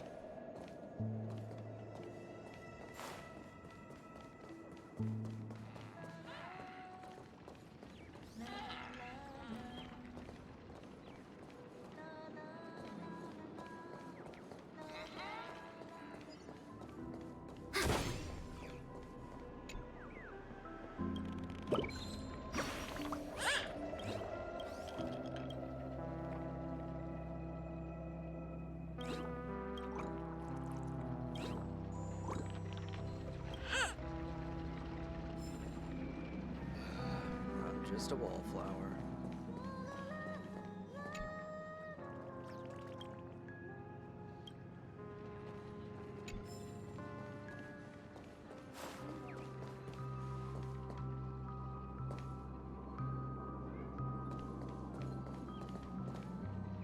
Wonder what's inside.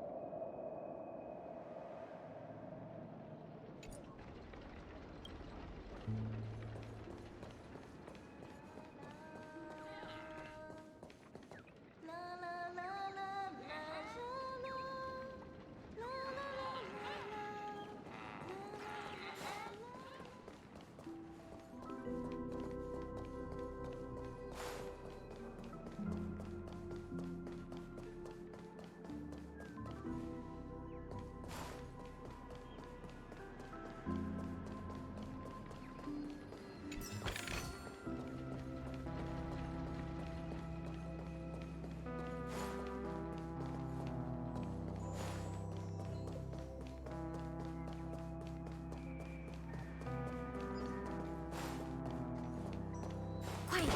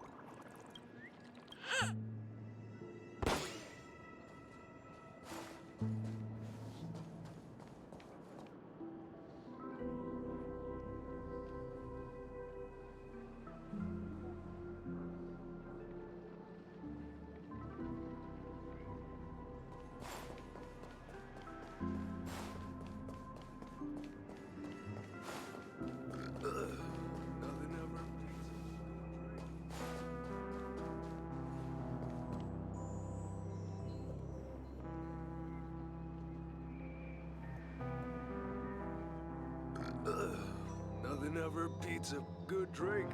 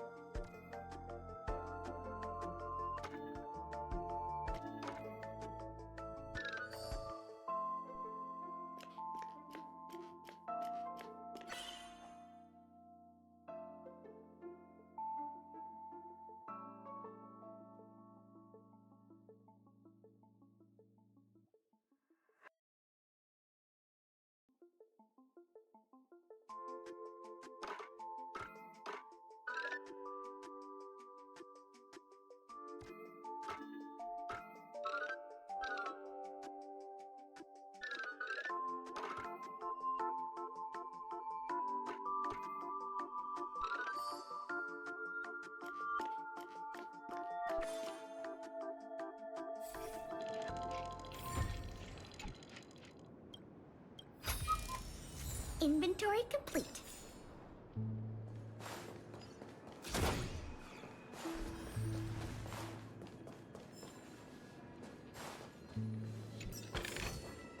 Huh. Goods received.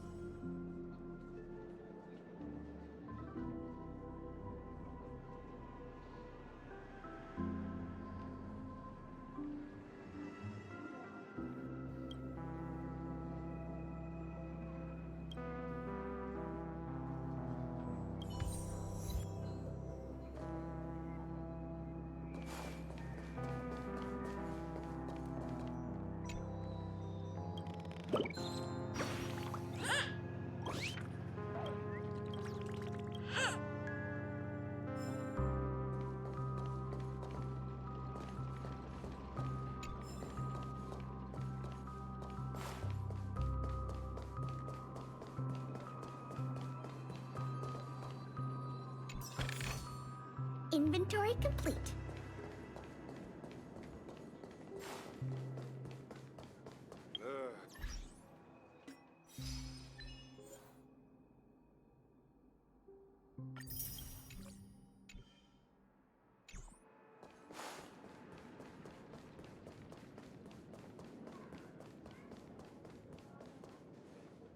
Huh? You're the guest from before. We meet again! And a new friend. Forgot to introduce myself. I'm the hotel's bellboy, Misha. Hello, Misha. I'm Welt. We met in a dream. Oh, and who might this be? Tick-tock! Old friend and new friend! Let's high-five!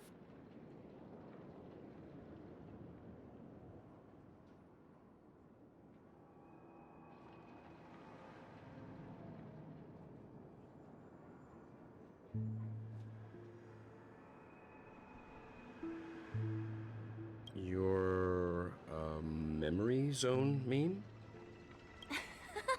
Nope. Clocky is a good friend of mine. We all live here.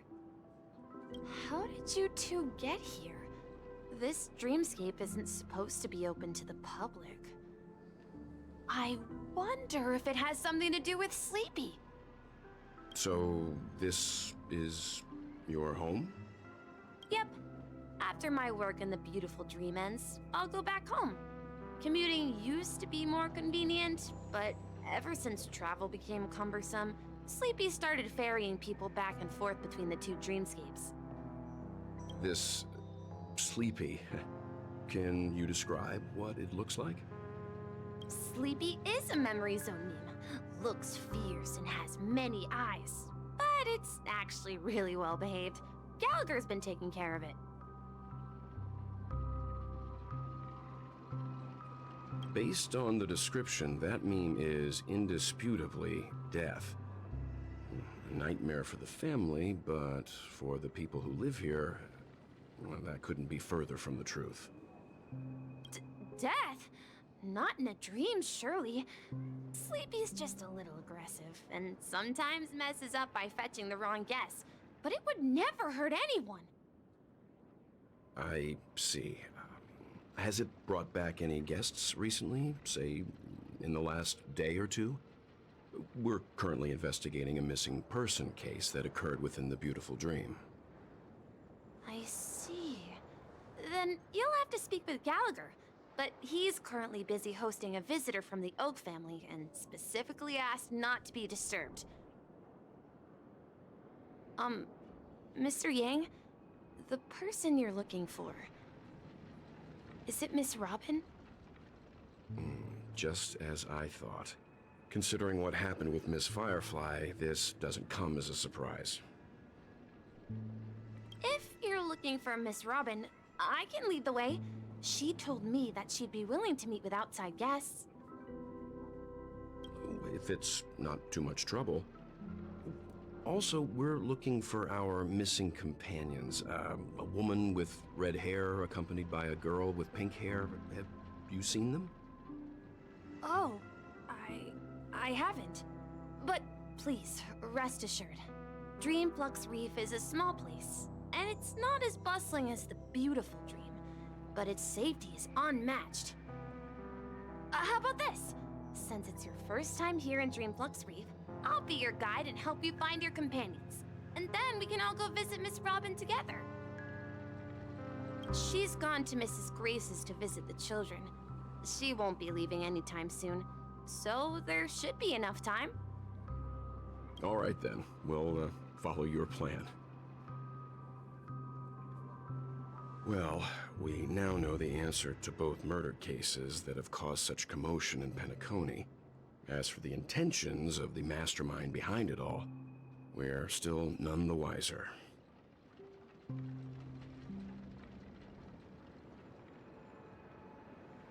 Yes, that's my thinking as well.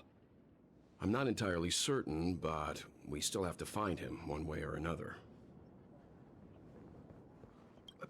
Say, you mentioned before that you saw Clocky that only you could see, right?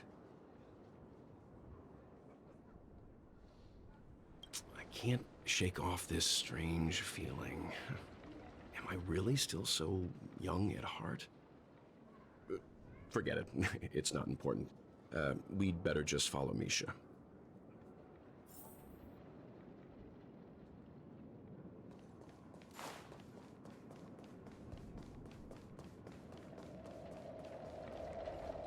Everyone, look!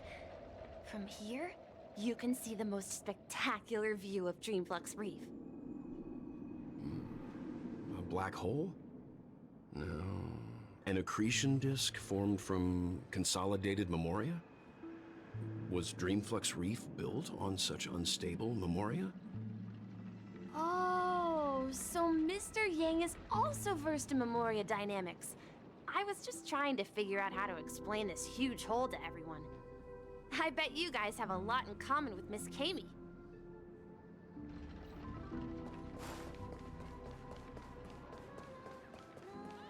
Look! There she is! My calculations are finally done. In another 10 system hours, the above dream will swallow the dream below. My hypothesis was correct. This place will cease to exist as the dream devours everything. Who are you all, and why haven't you left yet? This place is about to disappear.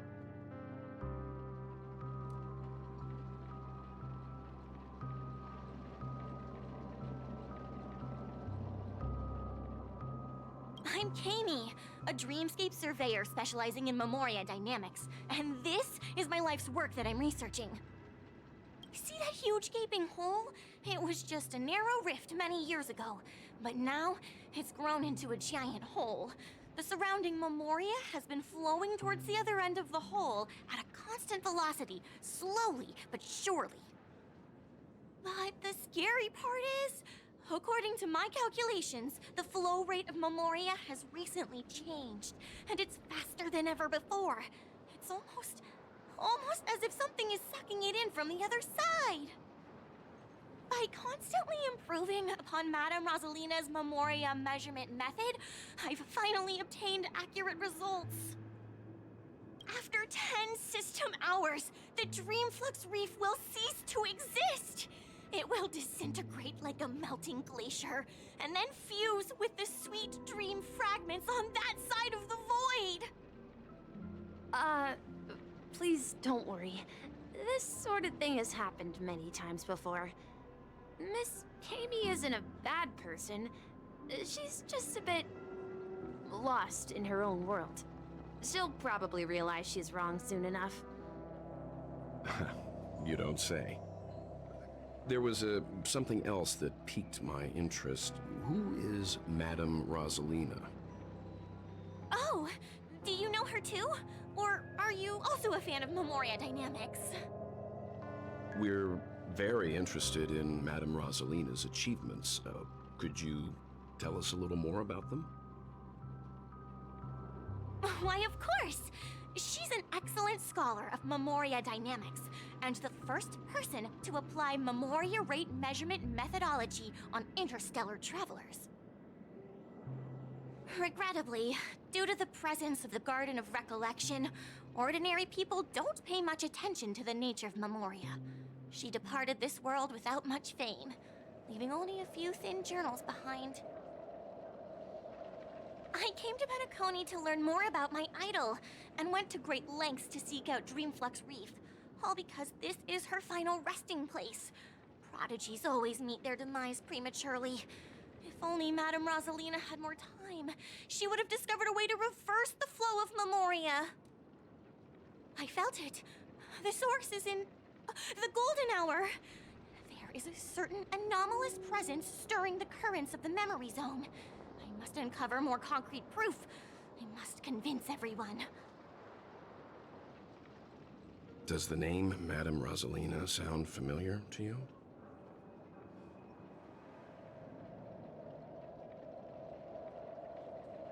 Before we came to Penacony, the conductor had given us a list of nameless to look into.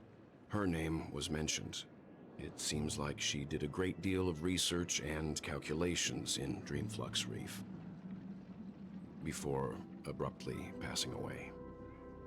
Miss Katie regularly mentions her. I hear Madame Rosalina passed away during the prison war. She could see the Penacony of today. Its people building homes in the memory zone. I bet she'd be really happy. Perhaps. Our destination is the commercial district. That's where the largest crowds gather in Dreamflux Reef. We might be able to find the others there.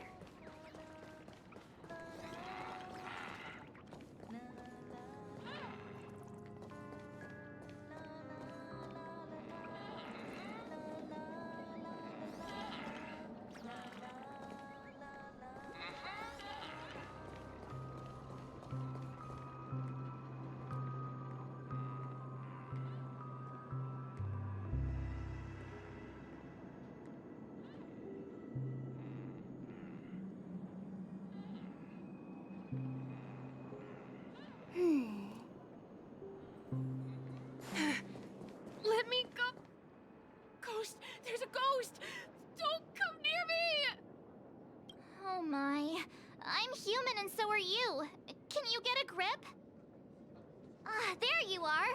I've been waiting for you two. Quickly, come help. I bumped into a member of the family on the way here. He was so scared and I just wanted to calm him down. But... Let me go! Let me go!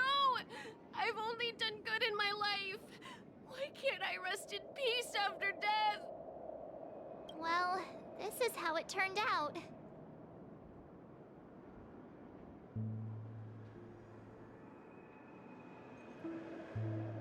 Me? A ghost? Don't make me hit you. He thinks he's dead. Although, when I first fell in, I also thought the same. Dear guest, this is not the afterlife. This is Dreamflux Reef. That's right. Did you hear that? Repeat after me. Dreamflux Reef. You're talking to someone invisible. If I'm not dead, what am I? I shouldn't have pushed my luck and tried sleeping in my dream. Curiosity kills the Papeshi. Stop asking! You'll alert the monsters. All the dead are right here. All of them. You're not talking about the memory zone meme, are you? Don't say that name! It's all your fault. They're coming!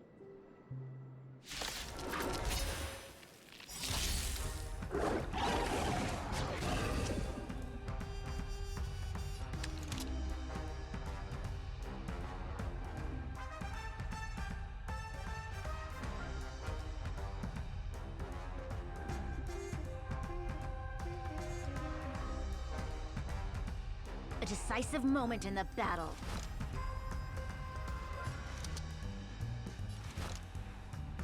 Lend me your strength.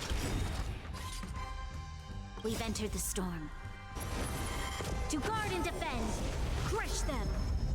Enemy data secured. Net markers activated. Time for a good old counterattack.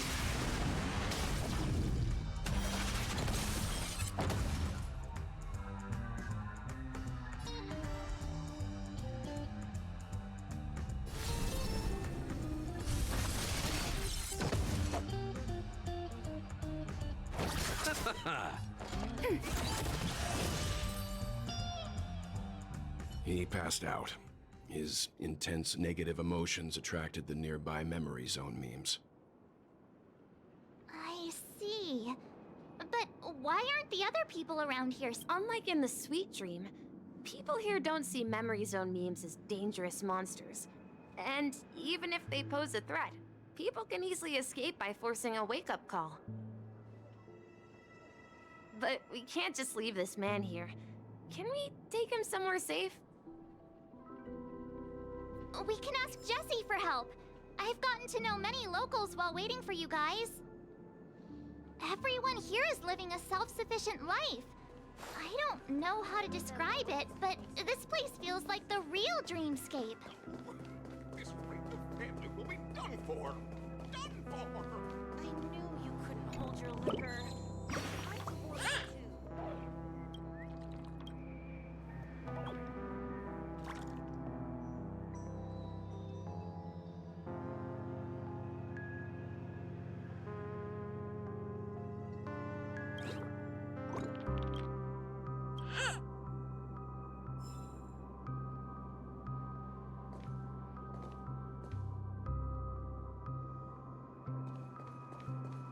I knew you couldn't hold your liquor.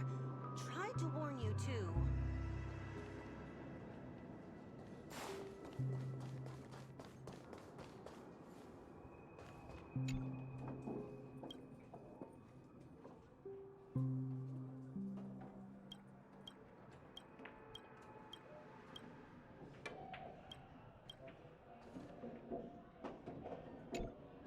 Evening, Jessie. Is it evening? Welcome, Miss March. Who might these be? These two are my friends. As for the man lying on the ground, he's a scaredy cat who fainted from fright. I see. Another poor guy who accidentally ended up here. I'll take care of him. There have been a lot of new faces lately. Things must be tough in the beautiful dream. The few remaining havens of freedom in Asdana will soon face trouble. Do such things often happen here? Not really, but they're becoming more frequent now. Guess it's one of the signs of the Sweet Dreams collapse. This man has had quite the shock. Could you help me find a Halovian lady, March? Her songs can heal mental wounds. A Halovian lady? That must be Robin. She's also here in Dreamflux Reef. Huh? Robin? But I thought she... Oh, right. If Firefly is here safe and sound, then it means Robin must be okay too. Misha is about to take us to her to find out what happened. But before that, let's meet up with Himiko.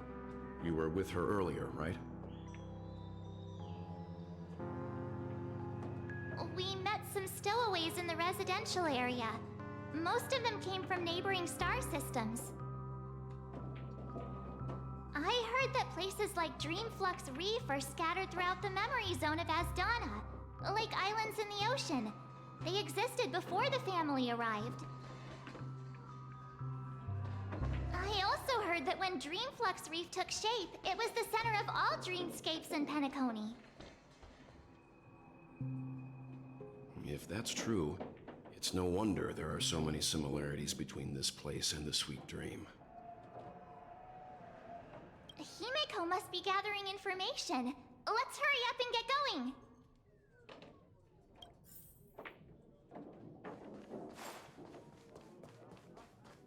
I knew you couldn't hold your liquor.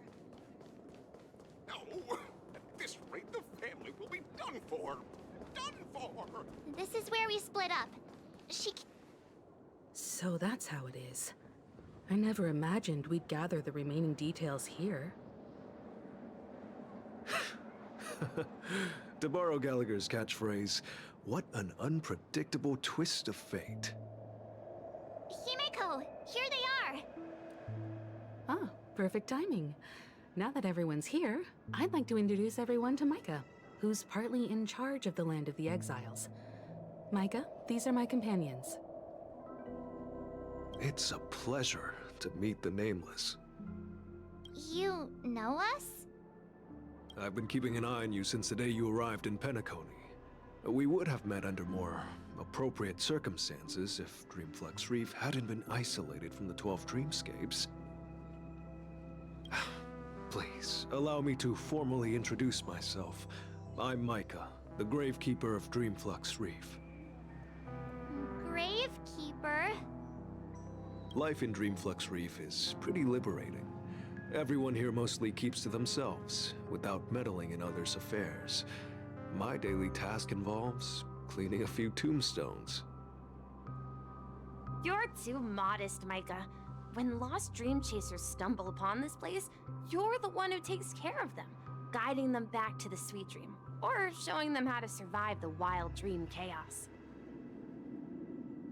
So, guardian of sorts. Were you talking to me, Mr. Yang?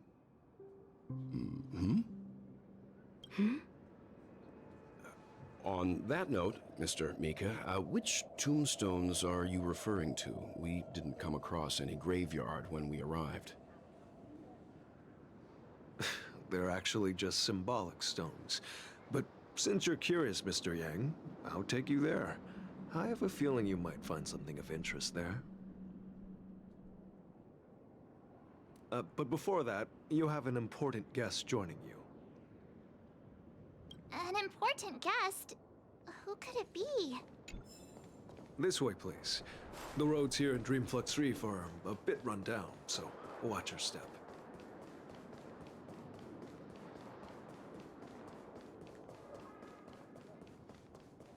So this is the so-called freedom of organic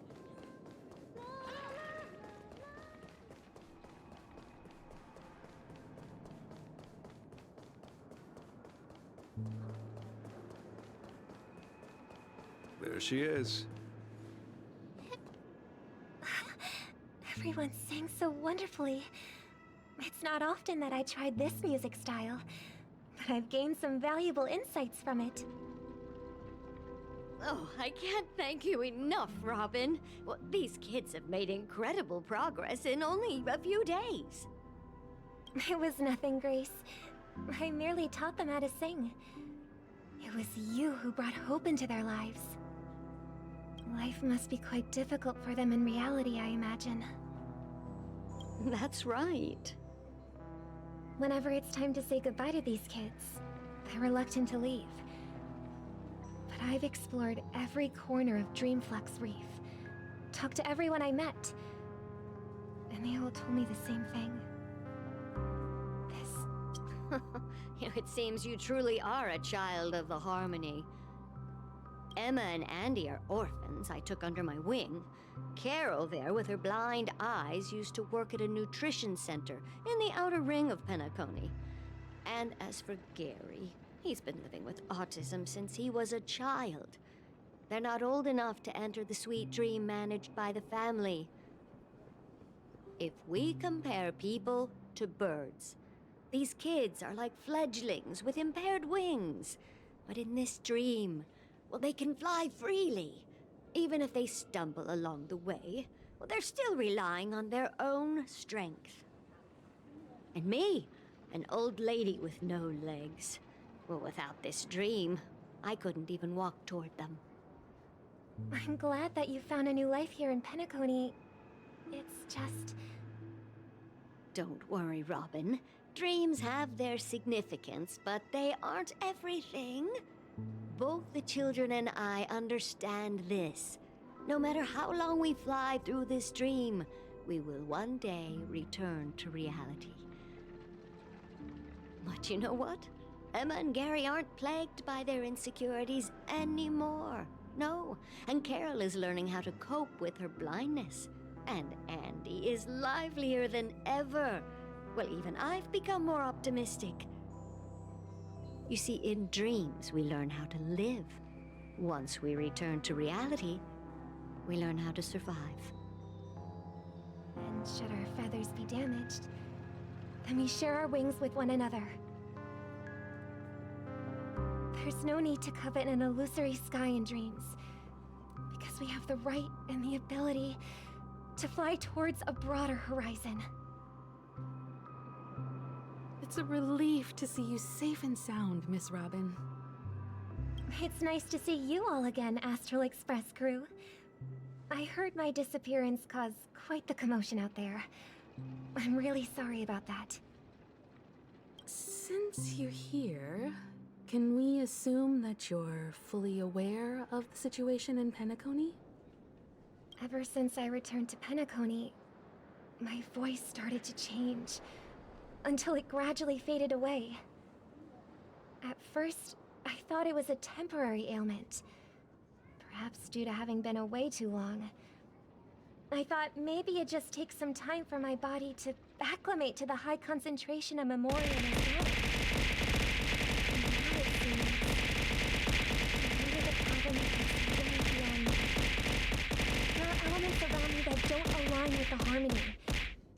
Losing my voice is just one of the signs of the Sweet Dreams collapse. The Sweet Dreams collapse. That memo keeper mentioned the same thing. So it's real. While I was away from Penacony, the boundaries of the 12 dreamscapes kept expanding outward. But whenever I mentioned the anomalies in the dream, all the family heads refused to talk about it. Only my brother was willing to respond. Later, I discovered the secret letters from the IPC ambassador, which further convinced me that there are hidden secrets beneath the surface of Penacony. So, following the clues in the Oak family's dossiers, I found my way here. The land of the exiles, concealed by the family under the guise of death. A dream within a dream, where Penacony's past is buried. Hearing you speak, it sounds as if your voice has made somewhat of a recovery. I hate to admit it, but the harmony in this place resonates more broadly than within the Sweet Dream. It's regrettable, but the family has experienced betrayal. The traitor, or traitors, abandoned their original principles and, using the name of harmony, exploited people's weaknesses to turn Penacony into the planet of festivities, trapping everyone in the illusion of the Sweet Dream. This is not the strong defending the weak, but rather the strong exploiting the weak. A world without equality won't ever be favored by the harmony. And naturally, those voices blessed by them have lost the ability to sing. Could there be another force influencing the family's shift in philosophy, Miss Robin? Considering what happened with Acheron, it's difficult to conceive of another entity within the realm of the harmony capable of influencing everyone. Unless a power surpassing that of an emanator is involved. I'd heard about what happened to the Xianzhou Alliance, but as far as I'm aware, the family hasn't faced any such external interventions. Who knows? Perhaps I've just been away too long and missed something. Regardless, I cannot accept my home is moving towards the very opposite of what the harmony represents, while still claiming to uphold it. I must uncover the reason why Mikhail cut ties with the family, and who exactly it was who betrayed us all. Do you remember our arrangement, Mr. Micah? Well, here's my answer. I've decided to forgo my role, and never step foot on the Charmony Festival stage again.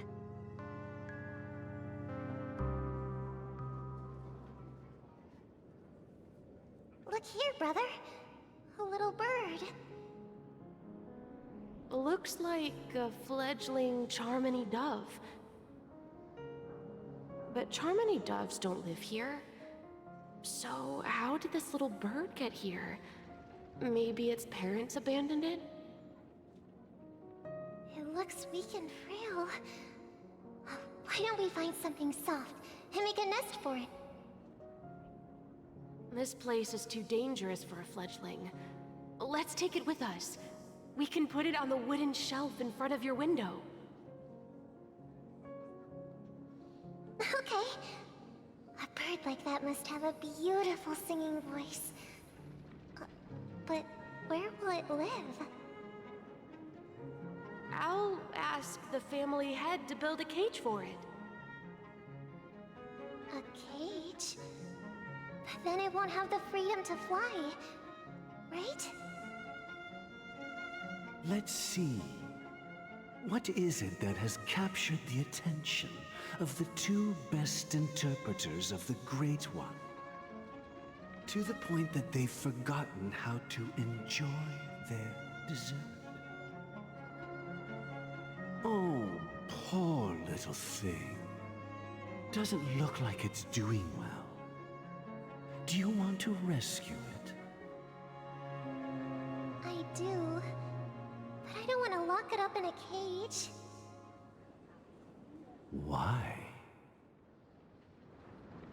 Even if it's small and not fully feathered and can't sing, it didn't come into this world just to be locked up in a cage. Birds belong to the sky. That's quite the romantic idea. And what about you, a young scholar? Do you agree with your sister? I think she's right. But if we leave it out in the wild, it won't survive for more than a few days at best. Ah, I see. It seems our little scholar is still a bit unsure. Well, let me tell you youngsters a story. As you probably know, Charmony doves can fly through the air. When they fly really high, the friction caused by the flapping of their feathers against the atmosphere creates amazing lights, so that they look like shooting stars. We've seen this spectacle so many times that we think it's just something they can naturally do. But that's not the truth. Their radiant display is the result of countless struggles against nature over generations. Their ancestors were too weak to survive on the ground, so to escape predators, they started seeking new opportunities in the air. After countless attempts by many generations, one of them finally figured out how to fly. It soared into the sky and never looked back at the ground again. So, you mean birds aren't born to fly, but they find a way to do it through their determination, right? Well, that's an idealistic way of putting it. So, what are your thoughts, Sunday? I think people believe birds are meant to fly because they've never seen those birds crashing to their death. That's an interesting perspective. So, have you decided what to do with the bird now? For now, I'll keep it in a cage until it can take care of itself because I want it to live, no matter what. Well said, kids. It seems each of you has found your own answer. Your insights are truly remarkable. And I hope they come true in their own way. We will take good care of it, won't we, brother?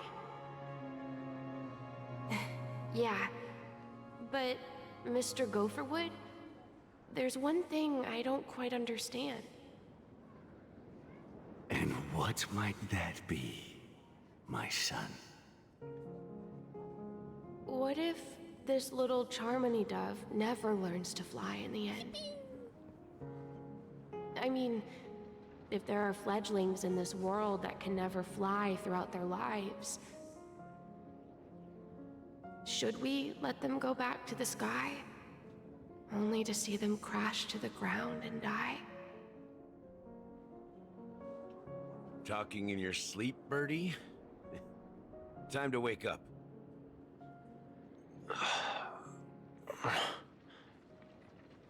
You look a little unsteady. Need a hand? I'm still alive? Yeah. Happy about that.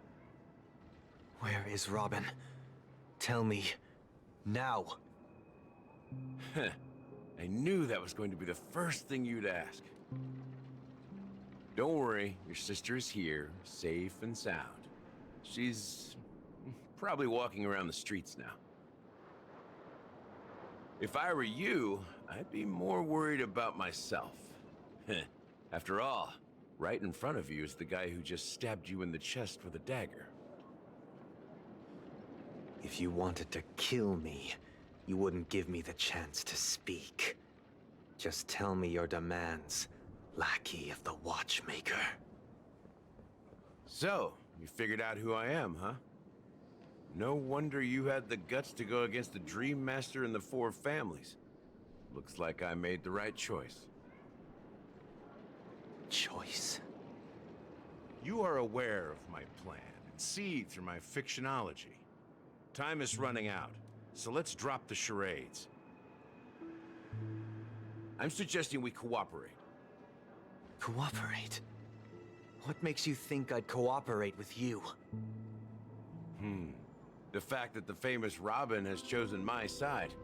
Plus, some clues about a traitor and a bright future for Penacony. Any of that catch your interest? I find it hard to believe a man who's full of deception.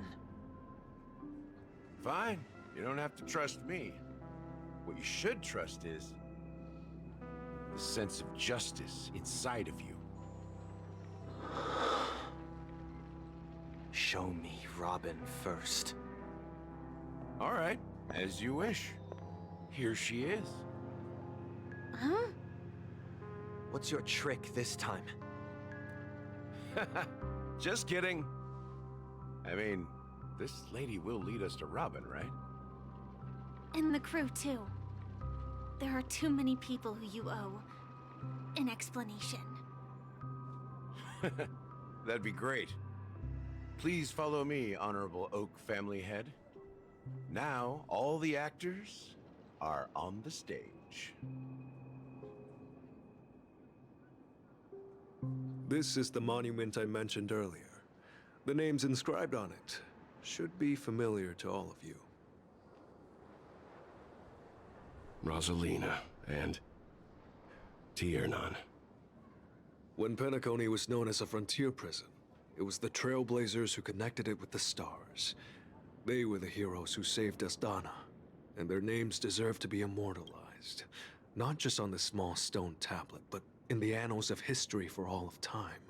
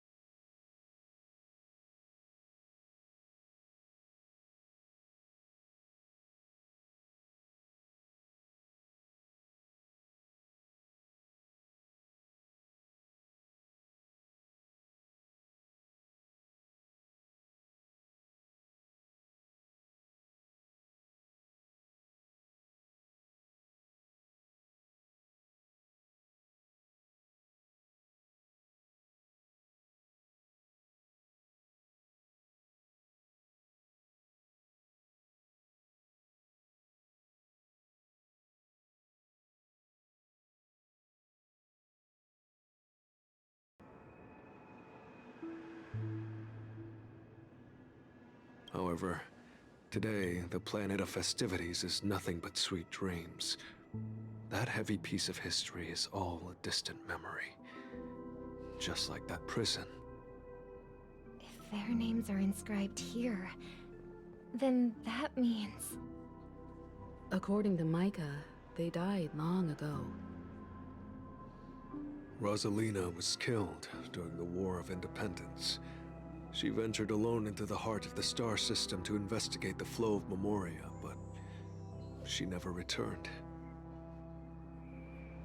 Tiernan was a skilled gunslinger, strong and reliable. He led the people through countless battles, but he didn't live long enough to witness the arrival of true peace. In the decade following the war, Penacony faced challenges internal and external. To protect Asdana, Tiernan picked up the way of the Trailblaze again, and led the Letmoth family to explore beyond the system, only to be surrounded and wiped out by the Swarm. Though I had expected as much, the tales of these heroes truly are sorrowful. True to the title of Trailblazer, they spent their lives venturing into the unknown. But what about this tablet? There are no names carved on it. When Dreamflux Reef was created, its owner was still alive. However, he insisted on erecting a monument for himself, saying that it will happen someday. Here we meet again. Everyone from the Astral Express. Robin.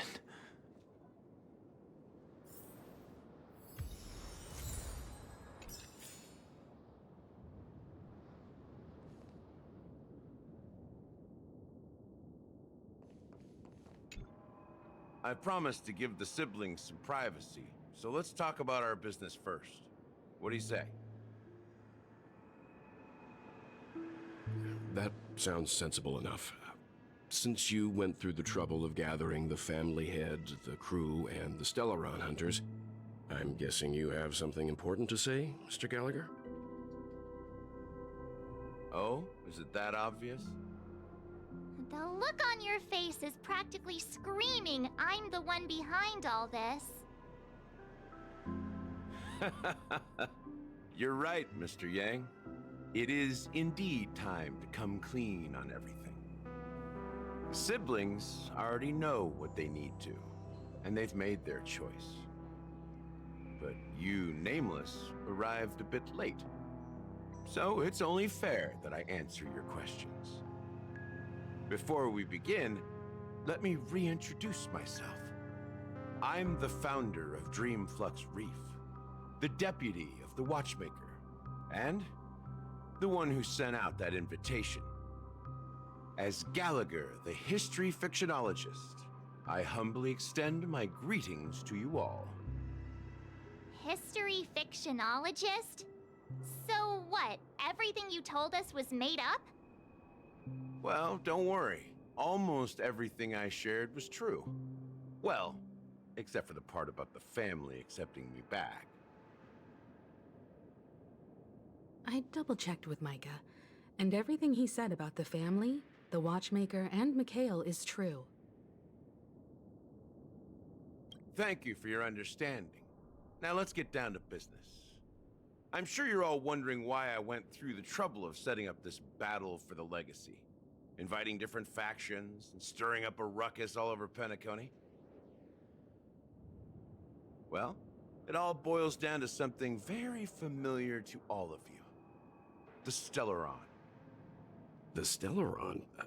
But how is that possible? Penacony is a free-flowing interstellar hub. There are no signs of contamination whatsoever. You're totally correct.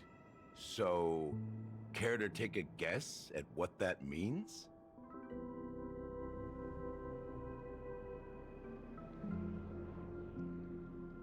The sweet dream doesn't come out of thin air. If you think of the memory zone as the sea, creating the land of the dreams is like filling that wild ocean with earth to make an island. To achieve this feat, without the help of an Emanator of Remembrance or Enigmata, the only way is to use a Stellaron. And that's not something you can achieve with a simple wish.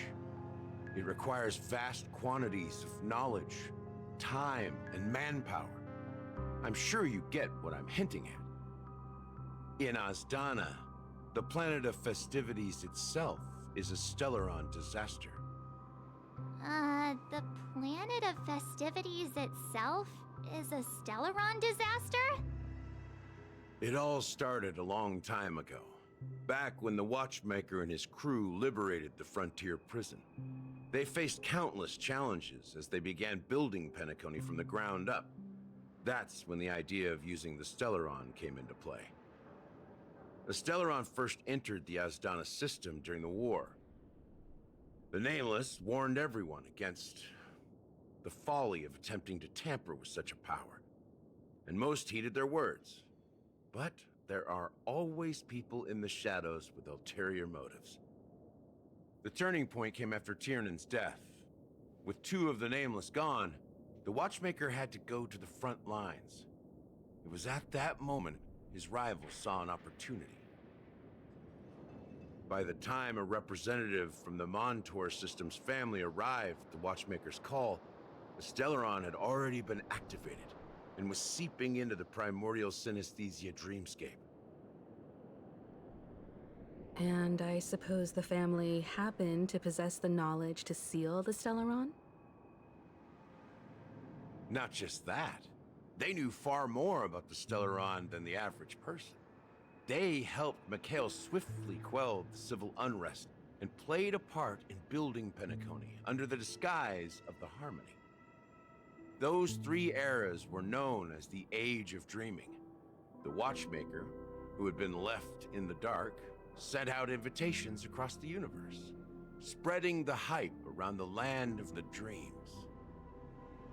Then, how did they turn against each other? Remember the island in the ocean metaphor? The truth is, the Stellaron was never truly sealed. It existed in a different form within the dreamscape. Think about this. What would it cost to create and maintain such a lavish dreamland? It's people's lives.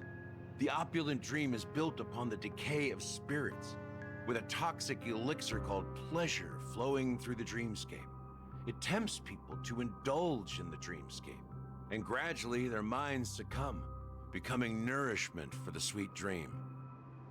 Confusion, laziness, and cowardice, weaknesses that plague humanity, were magnified and nourished by the family.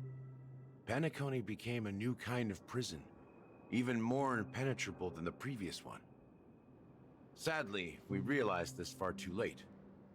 By then, the family had a firm grip on Penacony, swiftly quelling any opposition that arose. At my wit's end, I had to use the power of the Enigmata, and sought refuge in this chaotic memory zone. Over the years, I fabricated a meme within this dream for our use. Dormancy. That's its real name. We exploited a loophole. You see, regular people can't fall asleep again while they are inside the dreamscape. So this is the true meaning of the impossible. You sent out invitations in the Watchmaker's name to find forces capable of resolving the Stellaron disaster and draw them into Penacony to uncover the truth. It's not just that. Above all, I wanted to see what happens when the major factions engage in a struggle for the legacy. Since this is the Watchmaker's first announcement in decades, the traitor within the family is bound to reveal themselves. So, the legacy is just a facade. If you want to consider the Stellaron as the legacy, I'm totally fine with that. If that's the case, where is the Stellaron now? That's a question for Mr. Wings. The Stellaron is still under the family's control, and as the head of the Oak family, I'm sure he holds all the answers.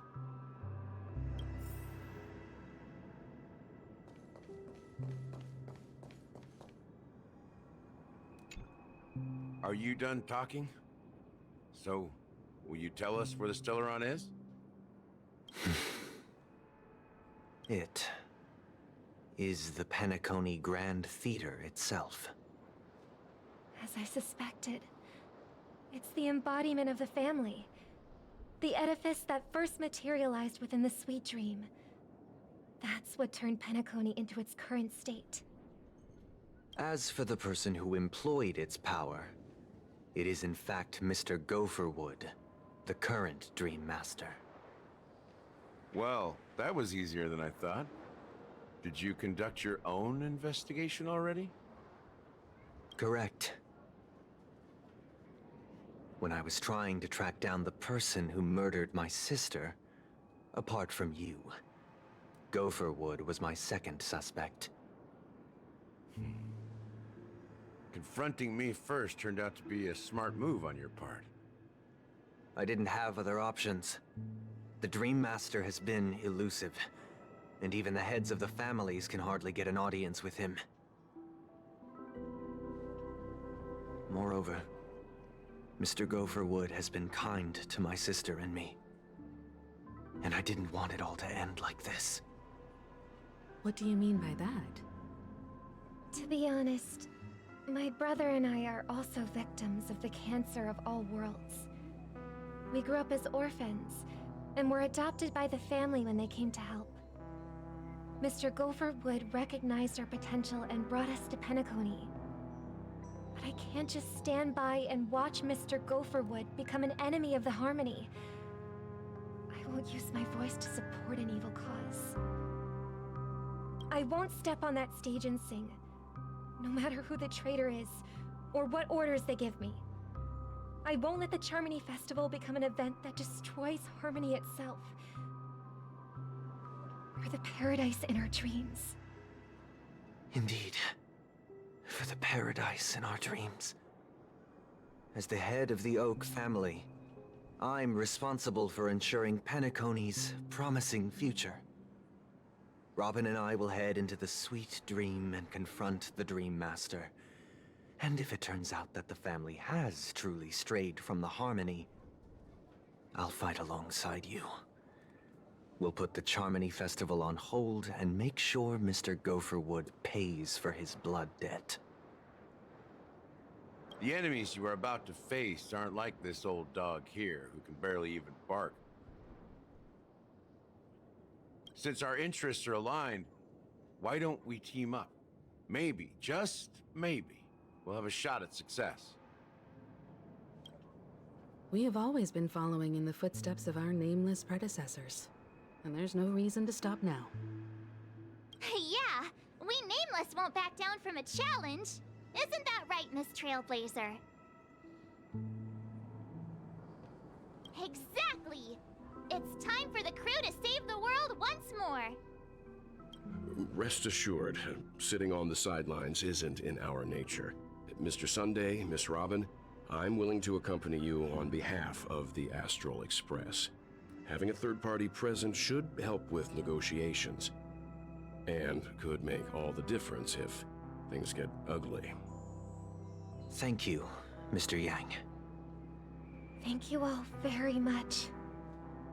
The Charmony Festival is about to start, and time is against us. We must hasten. Everyone, let's gather over here. We still need to make some preparations. I may have been quick to step up to the plate, but confronting the Dream Master could be a very dangerous affair. Huh? Even you're saying that, Mr. Yang? How powerful is that Dream Master? He's the leader of the families of Penacony, and he has the entire power of the Harmony behind him, not to mention the Stellaron in his possession. We must proceed with great caution. Maybe you can just stay behind this time, Mr. Yang? No, that won't do. Even if we count Robin as an ally, something felt off about Mr. Sunday just now. Although, I can't quite put my finger on it. I have to make sure he won't turn against us when things start to get dicey.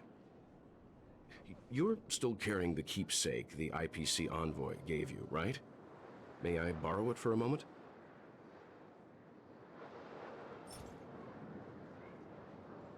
Huh. I knew it. As I suspected, this chip Aventurine gave to you is actually a miniature transmitter. If I'm right, he intends to use it to track your location or contact you when needed. As it so happens, this may actually be of some use in the current situation. Aventurine? Is he still alive?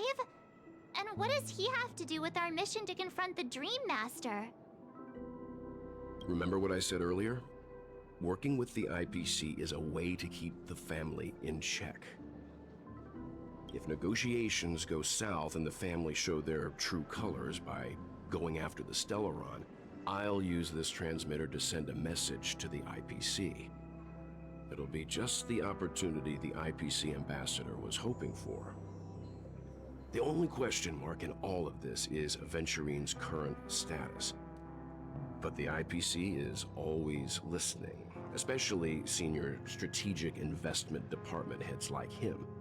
Getting the message across shouldn't be a problem.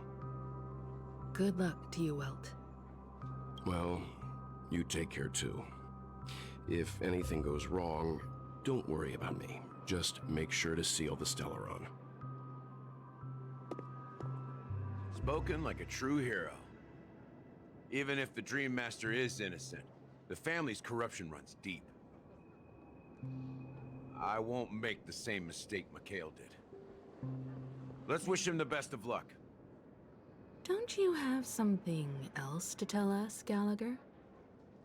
Why would you say so? Before we departed, the conductor asked us to inquire about the 3 nameless in Penacony. We've already collected intel about Rosalina and Tiernan, so the only one left is legwork. If I'm not mistaken, we've already met him somewhere, haven't we?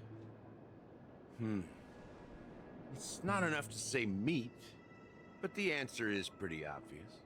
After all, I've hinted at it in quite an evident way. I've been watching over you ever since I received the reply from the Astral Express, and I've seen the great effort you all put into linking different realms together across the cosmos. And now, after getting this far all in one piece, you have truly proven yourselves. Miss Himiko, were you the one who repaired the Express and got it sailing through the cosmos again? Yes.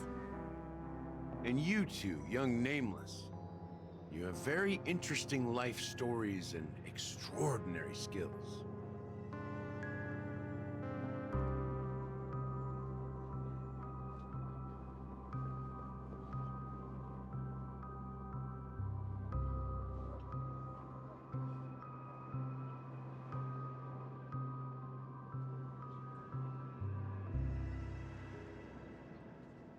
I don't know much about my life story, but I do have extraordinary skills. You're full of energy. Please send my regards to the conductor, Pom Pom. Please let them know that their friend has fond memories of his time aboard the Express, which he reminisces on every time he has a good drink. As for the last Nameless, he embarked, disembarked, and embarked again, traveling in a great circle, ending up back where he started. On his deathbed, he told me to find the Astral Express and deliver an invitation to the future Nameless. He left behind a special gift, a true legacy. Something that belongs only to the successors of the Trailblaze. Come with me. Now is the time to reveal it.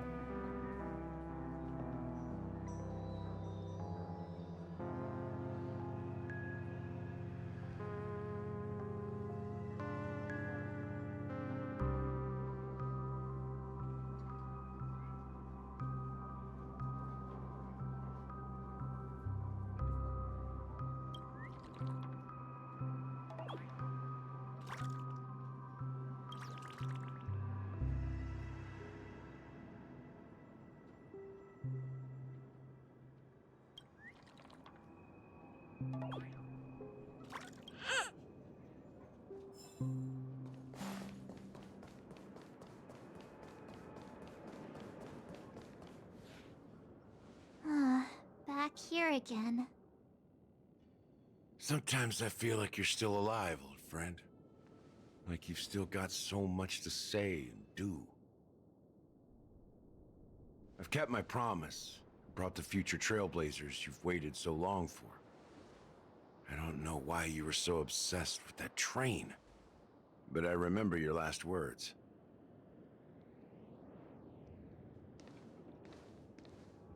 Don't let us down, old man.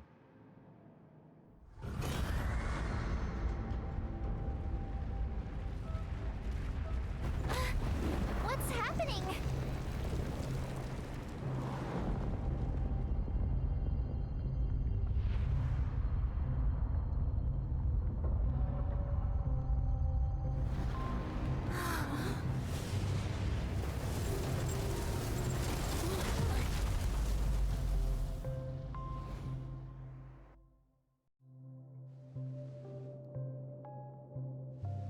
Go ahead. His resting place lies in the garden up ahead. The first and last nameless of Penacony. Mikhail Char Legward, the Watchmaker.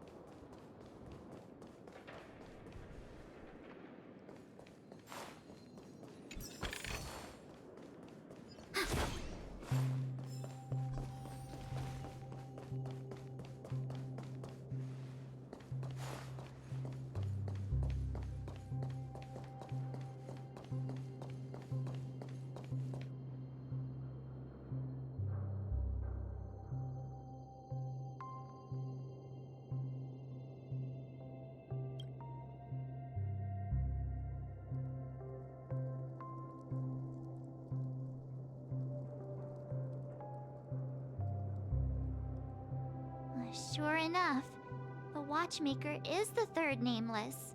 Even I could guess that one. The legacy he left behind was a dream bubble. I believe inside that bubble, there's something that holds meaning only for the nameless. After all, when I checked its contents, I found nothing inside.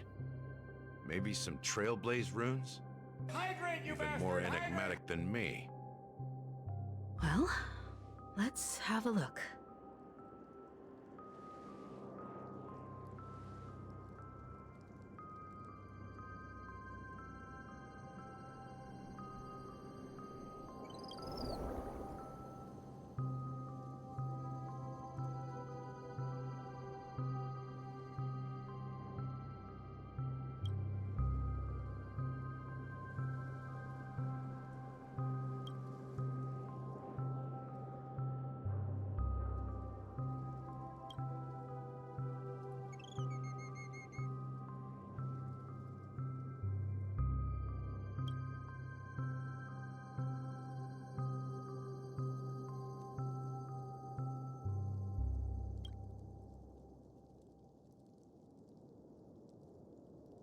Wait, what's going on? Seriously? There's nothing inside this dream bubble? How could a dream bubble be empty?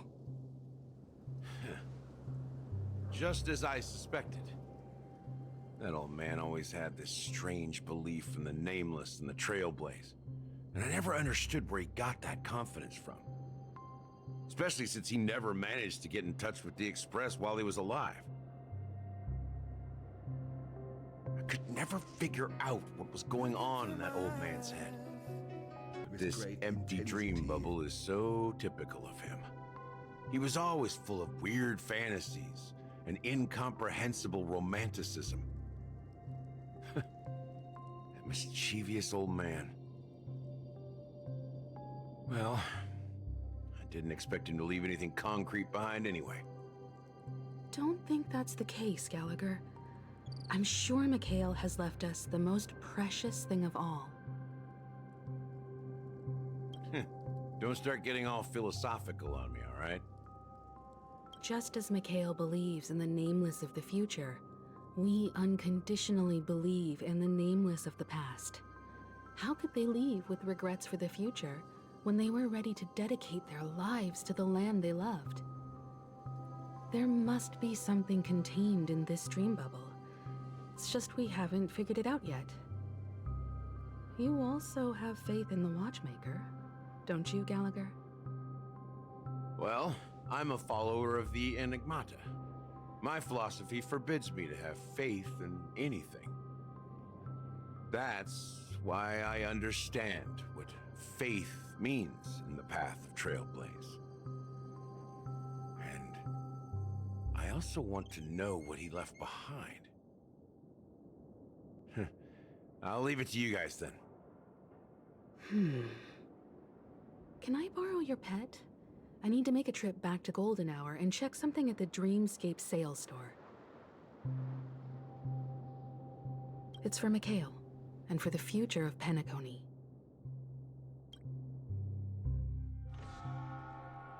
Welcome to the Reverie Hotel. How may I help you? Greetings. We're the Nameless from the Astral Express, and we'd like to check in. The Astral Express? But I thought... Yes, my companion's already checked in.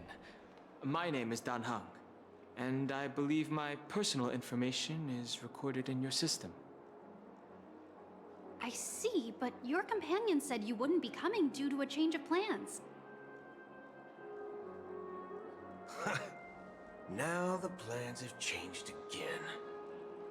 And you are... Me? I'm Pom Pom, a new Nameless who's also with the Astral Express. He's my fellow trailblazer. We responded to the family's invitation before he boarded the Express, so he wasn't registered in your system. Is it possible to accommodate him as well? Oh, I see. Another one of the Nameless had a similar situation. Seems like a lot of people are joining the Trailblaze these days. Since there's a precedent, it shouldn't be a problem. Just give me a second to contact your companions. I'm sorry, dear guests, but it seems I'm unable to reach the other members of the Astral Express. What do you mean by unable to reach them? My apologies. This is the first time I've encountered a situation like this. However, the system indicates that those guests are still in the Dreamscape. How about this? Give me their room number, and we'll go check on them ourselves. I'm afraid that's not possible. I need to verify both of your identities before I can share any guest information. How about you just wake up someone? Let's say, Welt? I'm sorry, but there are strict rules regarding forced awakening.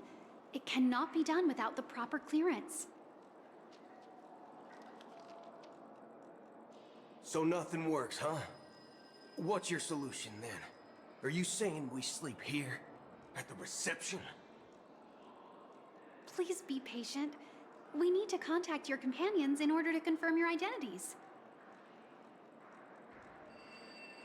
And now it seems you need to confirm our identities before you can contact our companions. It seems so. Oh, fudge. Look, nothing personal, but if you can't handle this, go find someone else who can, okay? Please calm down, dear guests. I do recall that Mr. Sunday, the Oak family head, personally handled this issue earlier. Oh, please wait a moment while I contact him.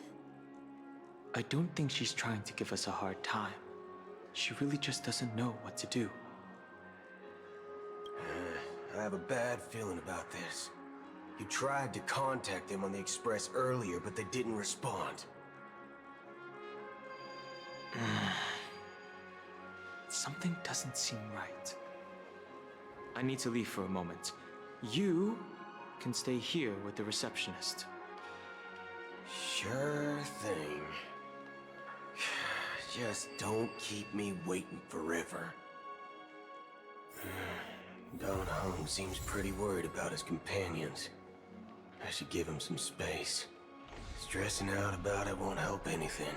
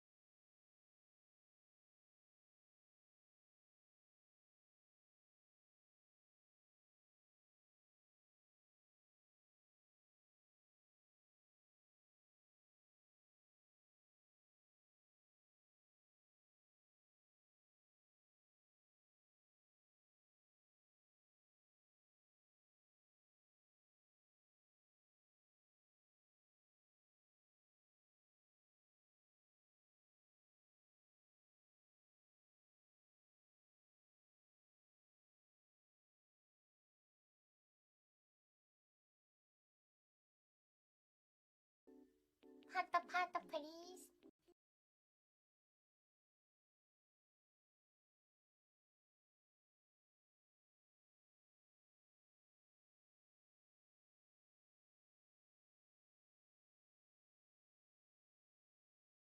Bye bye, my babies.